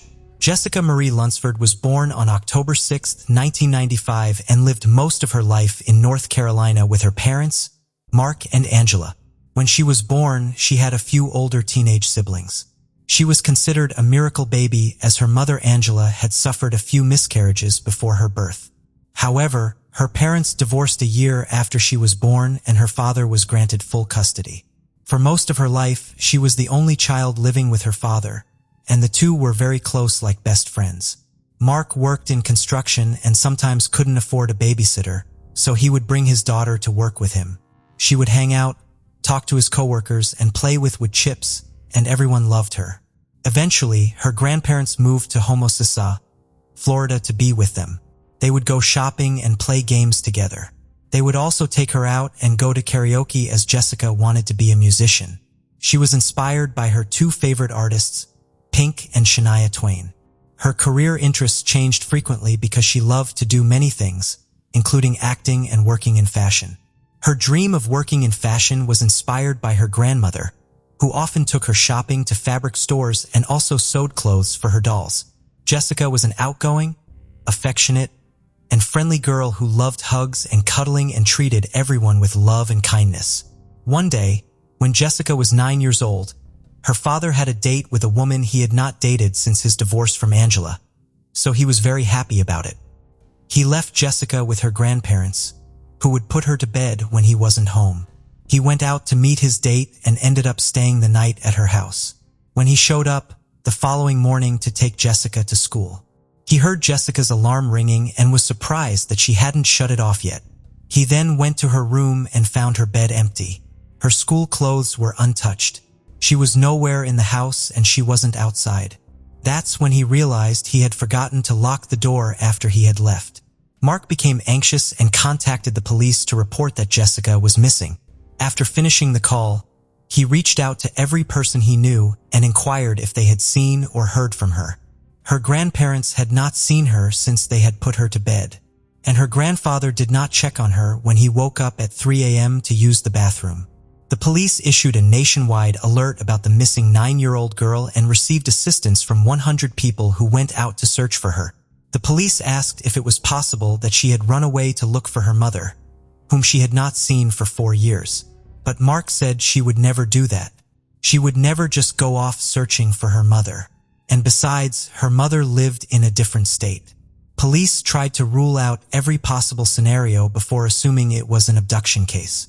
They also asked if she might have engaged in any online conversations with strangers. As this was the early 2000s, when online chat rooms and the associated dangers were becoming a new problem. Mark said no. She's 9 years old and does not participate in any of that online internet activity. Mark also noticed that a purple dolphin stuffed animal, which he had one for Jessica at a fair just a few weeks earlier and which Jessica loved, was missing. This led the police to confirm that it was most likely a case of abduction. Police accessed the sex offender registry and conducted a search for all sex offenders and pedophiles in the area, performing door-to-door interviews to gather information, check for any suspicious activity, and obtain alibis. The investigators had a significant task ahead of them as their registry search identified 208 sex offenders they needed to look into. Mark and Jessica's grandfather were questioned and considered possible suspects.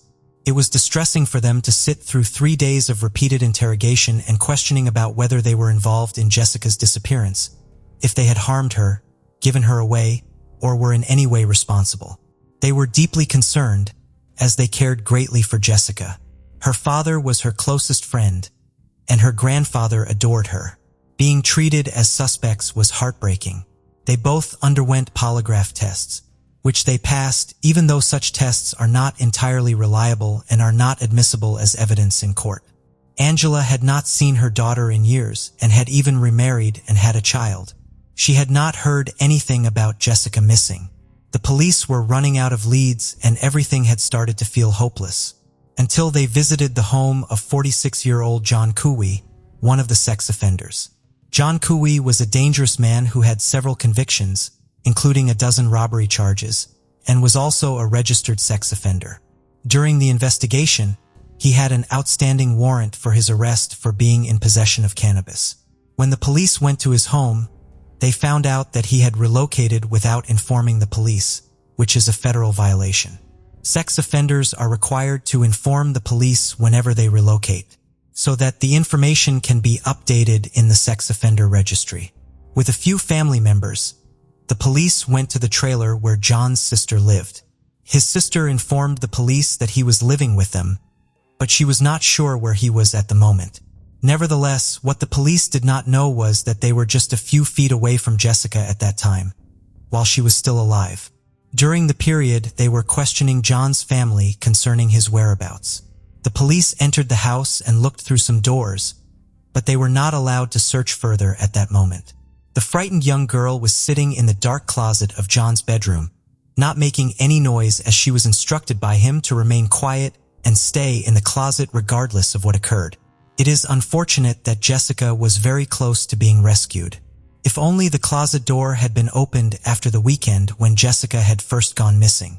Police came to check on John once again. His niece had given him money for a bus ticket, but didn't know where he was going. John was a prime suspect, as he had been running away just a few days after Jessica had originally gone missing, which raised red flags for the police, along with the fact that his sister's trailer was located around 100 yards away from Jessica's home. They finally found John at a homeless shelter, where he had used his real name to sign in. He told the police he was there to find work. He was questioned about Jessica, but claimed he had no idea what happened to the girl and had never known of her existence until he saw the news. The police had to release him at that particular time, as they had no grounds to hold him. They released him on March 12th, a few weeks after Jessica had gone missing. The officers later obtained a search warrant to look through his sister's trailer. In his bedroom, inside his closet, the police found a mattress with blood stains. DNA testing on the mattress matched that of Jessica's. John was immediately arrested and charged with the kidnapping and murder of Jessica Lunsford. On March 18, 2005, John Cooey made a confession to the police. He had initially intended to break in and rob the home, but he made too much noise and Jessica woke up and saw him. Panicked, he was afraid that she would inform on him as she had seen his face. Without thinking, he grabbed her and put his hand over her mouth, telling her not to scream. He informed her that she had to go with him, but before leaving, she requested if she could get her preferred stuffed animal, which he agreed to. She returned with the purple dolphins that her father had won for her at the fair. Once they reached his home, he sexually assaulted her and told her to stay in his bed and not leave the room, and they fell asleep. The following morning, he sexually assaulted her again, instructing her not to make any noise and never come out under any circumstances, as there would be negative consequences if she did. Then he left for work. When he returned home, he discovered that the police were asking questions and knew he had to take action. He was unsure whether to let her go back home because he feared returning to prison. Instead, when the house was empty, he sexually assaulted Jessica one last time and told her he would take her back home to her father, but she had to comply with his demands. He opened 2 large plastic garbage bags and told her to get inside, along with her stuffed animal. He informed her that he would drop her off at her house and she could break free from the bags. However, he dug a hole approximately 3 feet deep, buried her alive, and then escaped. It was very sad because John would have been caught digging a hole and placing her body inside it if the view wasn't completely blocked off by a giant tent that the police put up near Jessica's home in case something happened and they were needed right away. This had the opposite effect. Jessica could have been saved, but the chance was gone. After retrieving the body from the ground, the medical examiner discovered that Jessica had used her last breath of strength to try and free herself by poking 2 of her fingers through the plastic bags, and her 2 fingers were skeletonized. The medical examiner said that she had run out of air and suffocated after roughly 1 to 3 minutes of being on the ground, and the rest of the body had averaged to severe decomposition. Initially, the judge had ruled that John's confession would be inadmissible in court, as he confessed without his lawyer present. However, the trial court decided that all evidence gathered after the confession, including the discovery of the body, autopsy report, and incriminating statements made by him to investigators and a jail guard, would be admissible in court. John's trial had to be held in Miami, as they could not find an impartial jury in Homicide. On March 7, 2007, John was found guilty of the following crimes: first-degree murder, kidnapping, assault or battery on a person, burglary, and sexual battery. He was sentenced to death, but on September 30, 2009, before his sentence could be carried out, he died of natural causes, approximately 2 years after murdering Jessica. Jessica's family, who endured unimaginable pain and grief, became advocates for stronger laws and measures to protect children. Their unwavering commitment to ensuring that no other family experiences such a tragedy is a testament to their love for Jessica. Jessica will be remembered as a sociable, caring, and warm-hearted girl who loved hugs and embraced and treated everyone with love and generosity. Jessica's story sparked a nationwide conversation about the safety of our children, prompting communities to come together, demanding reforms and raising awareness about the importance of protecting and cherishing every child. The investigation into Jessica's abduction led to changes in legislation, ensuring that sex offenders are closely monitored and that law enforcement agencies have the necessary tools to prevent similar incidents from occurring in the future. As we remember Jessica, we honor her memory by continuing to work towards a world where every child can grow up in safety and security. Her spirit lives on through the actions and advocacy of those inspired by her story. In the end, Jessica Marie Lunsford's legacy will serve as a powerful reminder that we must remain vigilant in protecting our children. May her memory inspire us to create a society where every child can thrive free from harm. Corpus Christi resident Kevin Davis strangled his mother before hitting her in the head with a hammer, splitting her skull. Davis then swirled her brain around before sexually assaulting her corpse. Davis was sentenced to life in prison for the crime of a mom who he described as the best.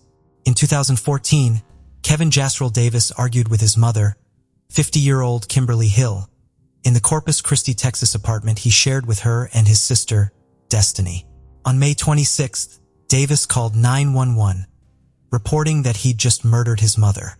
Once at the police station, an 18-year-old Davis vividly detailed the day's events, sometimes with a smirk on his face. What he told detectives was gruesome and shocking. Kevin admitted bashing in Hill's head with a hammer, swirling her brain around, and then sexually assaulting her corpse. On the morning of March 27, 2014, Davis, bored and frustrated with life, told his mother he did not like people and that he wanted to commit suicide. Obviously caught off guard by the statement, allegedly told her son that she could not stop him if that was what he wanted to do.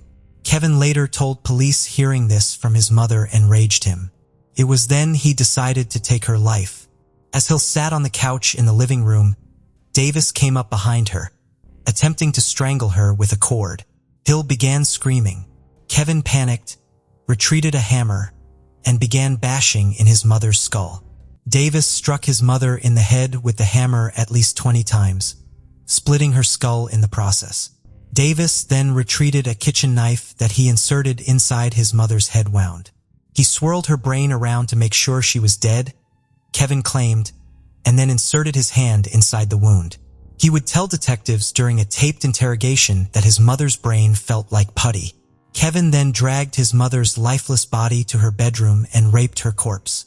When he finished the sadistic act, he went to a neighbor's house, saying he just killed someone and needed help. The neighbor dialed 911. Police arrested Davis without incident. At the police station, he made a full confession of the crime, giving details that even seasoned detectives found highly disturbing. Watch part of Kevin Davis's confession. During the interrogation, Davis told detectives that he originally planned on killing his sister, too, but changed his mind. He further admitted that he often fantasized about having sex with dead bodies. With a smirk on his face, Kevin also told the detective that he was a virgin before he raped his mother. He stated, "I guess I've lost my virginity to a corpse," as he gently laughed. What did Kimberly Hill do to warrant such a violent death? Nothing more in the son murdering and sexually assaulting his mother, of course, and Kevin could not give detectives one good reason for the crime. According to Kevin, she was a great mom that did not deserve what he had done to her. He said that she was the best mother in the world and went on to say, "I am a terrible, disgusting person." Kevin admitted that he had the best mother in the world, telling detectives that she did nothing to deserve what was done to her. He went on to say that he was a terrible, disgusting person. In reality, Kevin was a serial killer in the making, a psychopath who took sadistic pleasure in hurting other people. Although diagnosed by a psychologist with antisocial personality disorder, the doctor said he knew right from wrong when he provably murdered and raped his mother. He readily admitted that he would kill again if ever released from prison. He also confessed to then fleeing the crime scene on his bicycle. Before he did that, though, he left several handwritten notes for the police, one of which read, "Chase me. Sorry for the mess. KD." But after a while, he decided against leaving town and called 911 to report his mother's killing and his crimes. Despite admitting to the murder and making a videotaped confession, Kevin Davis pleaded not guilty to the charges in court. He later changed the plea. Davis smiled at the jury as they sentenced him to life in prison. He serves his time at the Jester 4 facility in Richmond, Texas, and is eligible for parole in March 2044. Story number 2, Story of the Killer Priest. We will be exploring the story of a killer, a priest that seemed to be normal, nothing strange or nothing weird about him. However, he did have a dark side. It turns out that not only was he a pervert, but he was manipulating people as he saw fit, especially women. And now, without further ado, let's dive into the story of Gore, who going back in time in the 50s in France. And we need to take note that the church at that time had a very important place in people's lives. Especially in the countryside, the priests were almost as important as the mayors because they were representing a type of moral authority that many people listened to. And this was the case in the small village of Europe where this story took place. A town that had about 400 villagers. Gore was born on the countryside and his family was very Catholic. They raised him so that he can have a career in religion as a priest. And even if that was not his first choice, that is exactly what he became. It is in 1950 that Guy became a priest at the Church of Europe in appearance. This young man looked like the ideal priest. He was nice, friendly, kind, and very dynamic. Anything linked to religion, he did it very, very well. He had a lot of great ideas to help the village grow. He created a choir, a group to play in a theater piece. He did organize multiple excursions for the kids, and he was known to have created a soccer team for the boys of the village. The older people thought that it was very modern for him to bring all these items to the village.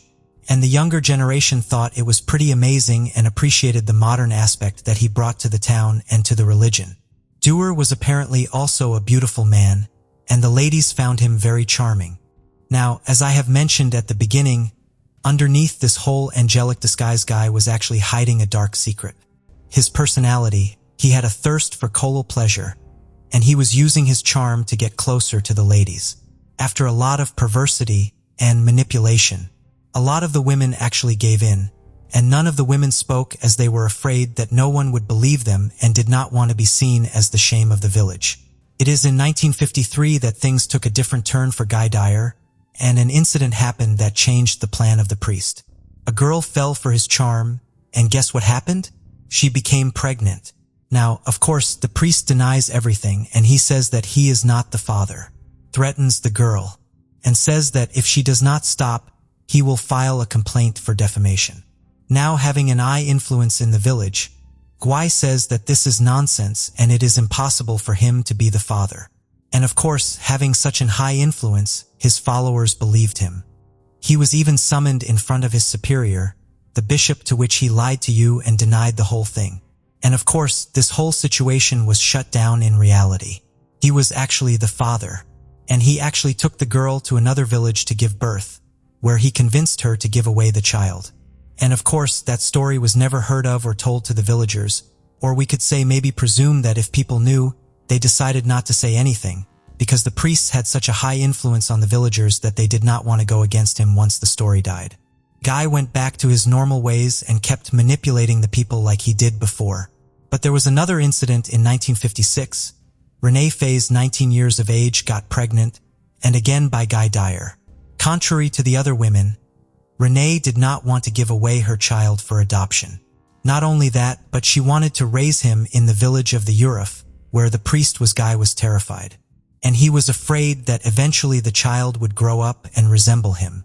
He was also afraid that this woman would actually speak, eventually speaking of which in 1956, rumors started to make surface.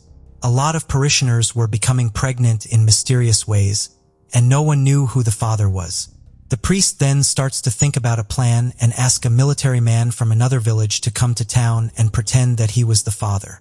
Unfortunately, that strategy did not work out, and no one believed the soldier was the father. That only made things worse for the mysterious pregnancies. December 3rd, 1956 is a date that changed everything. For the priest, Kai brings Rain in on a deserted road to try and convince her one more time to give up the child. She refuses again, and she was tired of the priest's request. So you know what she did. She got out of the car and started to walk back the opposite way back to the village. At night, Guy Desnoyers got out of the car and pulled out a .6.35 caliber pistol and fired 3 shots. The 3-shot hit Regine in the back of the neck, and she died on the spot. Once the crime committed, the priest walked to the victim, entrusted her, and took out a knife and started to open Regine's stomach. From her stomach, he removed the baby girl that was still alive. The priest remitted again, an act that cannot be forgiven.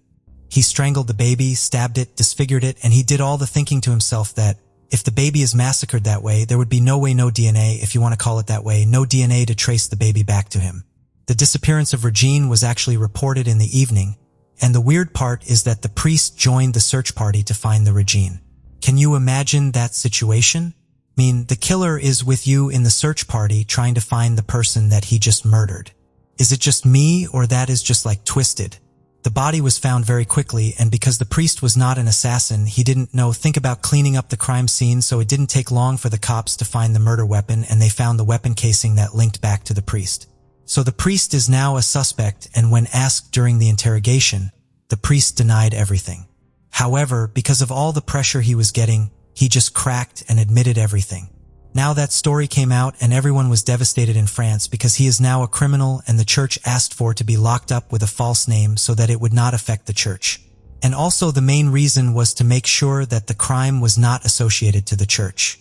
The court addressed the case of Guy Desnoyers on January 24, 1958.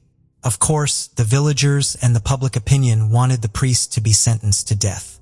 The life of Guy was defined as a person that did enjoy luxury, sexual relations, and admired his own authority. And on his side, the priest was asking forgiveness because he had no clue what he did wrong. The jury did provide their verdict, and for most, they said that he was guilty of double murder. Of course, there was Regine and the baby. However, they did not want to sentence him to death. The jury did not want to send someone associated to the church to the scaffold. The priest, Guy Desnoyers, was therefore sentenced to perpetrated work. Now that situation raised a lot of questions regarding the responsibility of the Catholic Church, and this is still a question that is being asked nowadays, especially for the priests who like other kids, if you know what I mean. There was an investigation that was done, and the report came up saying that the church knew the dark side that he was hiding before he was pronounced priest. His superiors noticed that he did not have a lot of faith and he was not really a believer in Catholic religion. The investigation did show that before being priest in Europe, he was sent to Blemet. While he was there, he did have a sexual relation with his parishioner, and instead of removing his status, they just transferred him to another city. Even there, his weakness for women did not stop, as he did have multiple sexual relations. You would think that the church would revoke his status, but instead he was just transferred to Europe, where the church was isolated and his temptations might be lower. But as we have seen, this was not the case. Desnoyers was released in 1972 after being detained for 22 years. He was the oldest prisoner of France. Once again, the church came to his help after he was released from prison. He was welcomed in a monastery in Brittany, or he stayed there until he died on April 21, 2010 at 90 years of age. Now we go to story number 3. Family slaughtered at Wells Great Provincial Park. The killer stalked the family while he let his violent fantasies run wild. 3 generations of a family left to go camping on August 2, 1982. They set up camp in the Welsh Great Provincial Park, located roughly 120 kilometers north of Kamloops in central British Columbia. They enjoyed several days of cloudy family time, picking berries during the day and gathering around the fire at night, having no idea that they were being stalked by a killer. Among the campers was grandparents Edith, 59, and George Bentley, aged 66, their daughter Jackie, 41, and son-in-law Bob Johnson, 44. Also the Johnsons' daughters Janet, 13, and Karen, just 11. The Johnsons drove up with their daughters and pitched a tent for the girls. The grandparents brought a truck and camper where the adults would stay. The last anyone heard from the family was on August 6th when Edith called another daughter. It would not be until August 23rd that the family would first be reported missing. Bob Johnson was due back at work on August 16th, but didn't show. After a week with no word from him, his company filed a missing persons tings with the police. In spite of an extensive search, it didn't result in finding any of the family members. The biggest problems were the tiller had a head start. With plenty of time to kill, get rid of the victims' bodies and cover his tracks. The other, maybe even bigger obstacle was no one knew exactly where the family was camping at. All anyone knew was that the family was camping in the Wells Gray area, which is massive. They had no idea where to even start, but alone being able to follow a trail to find the family. It would take 3 more weeks and a mushroom picker to find the family.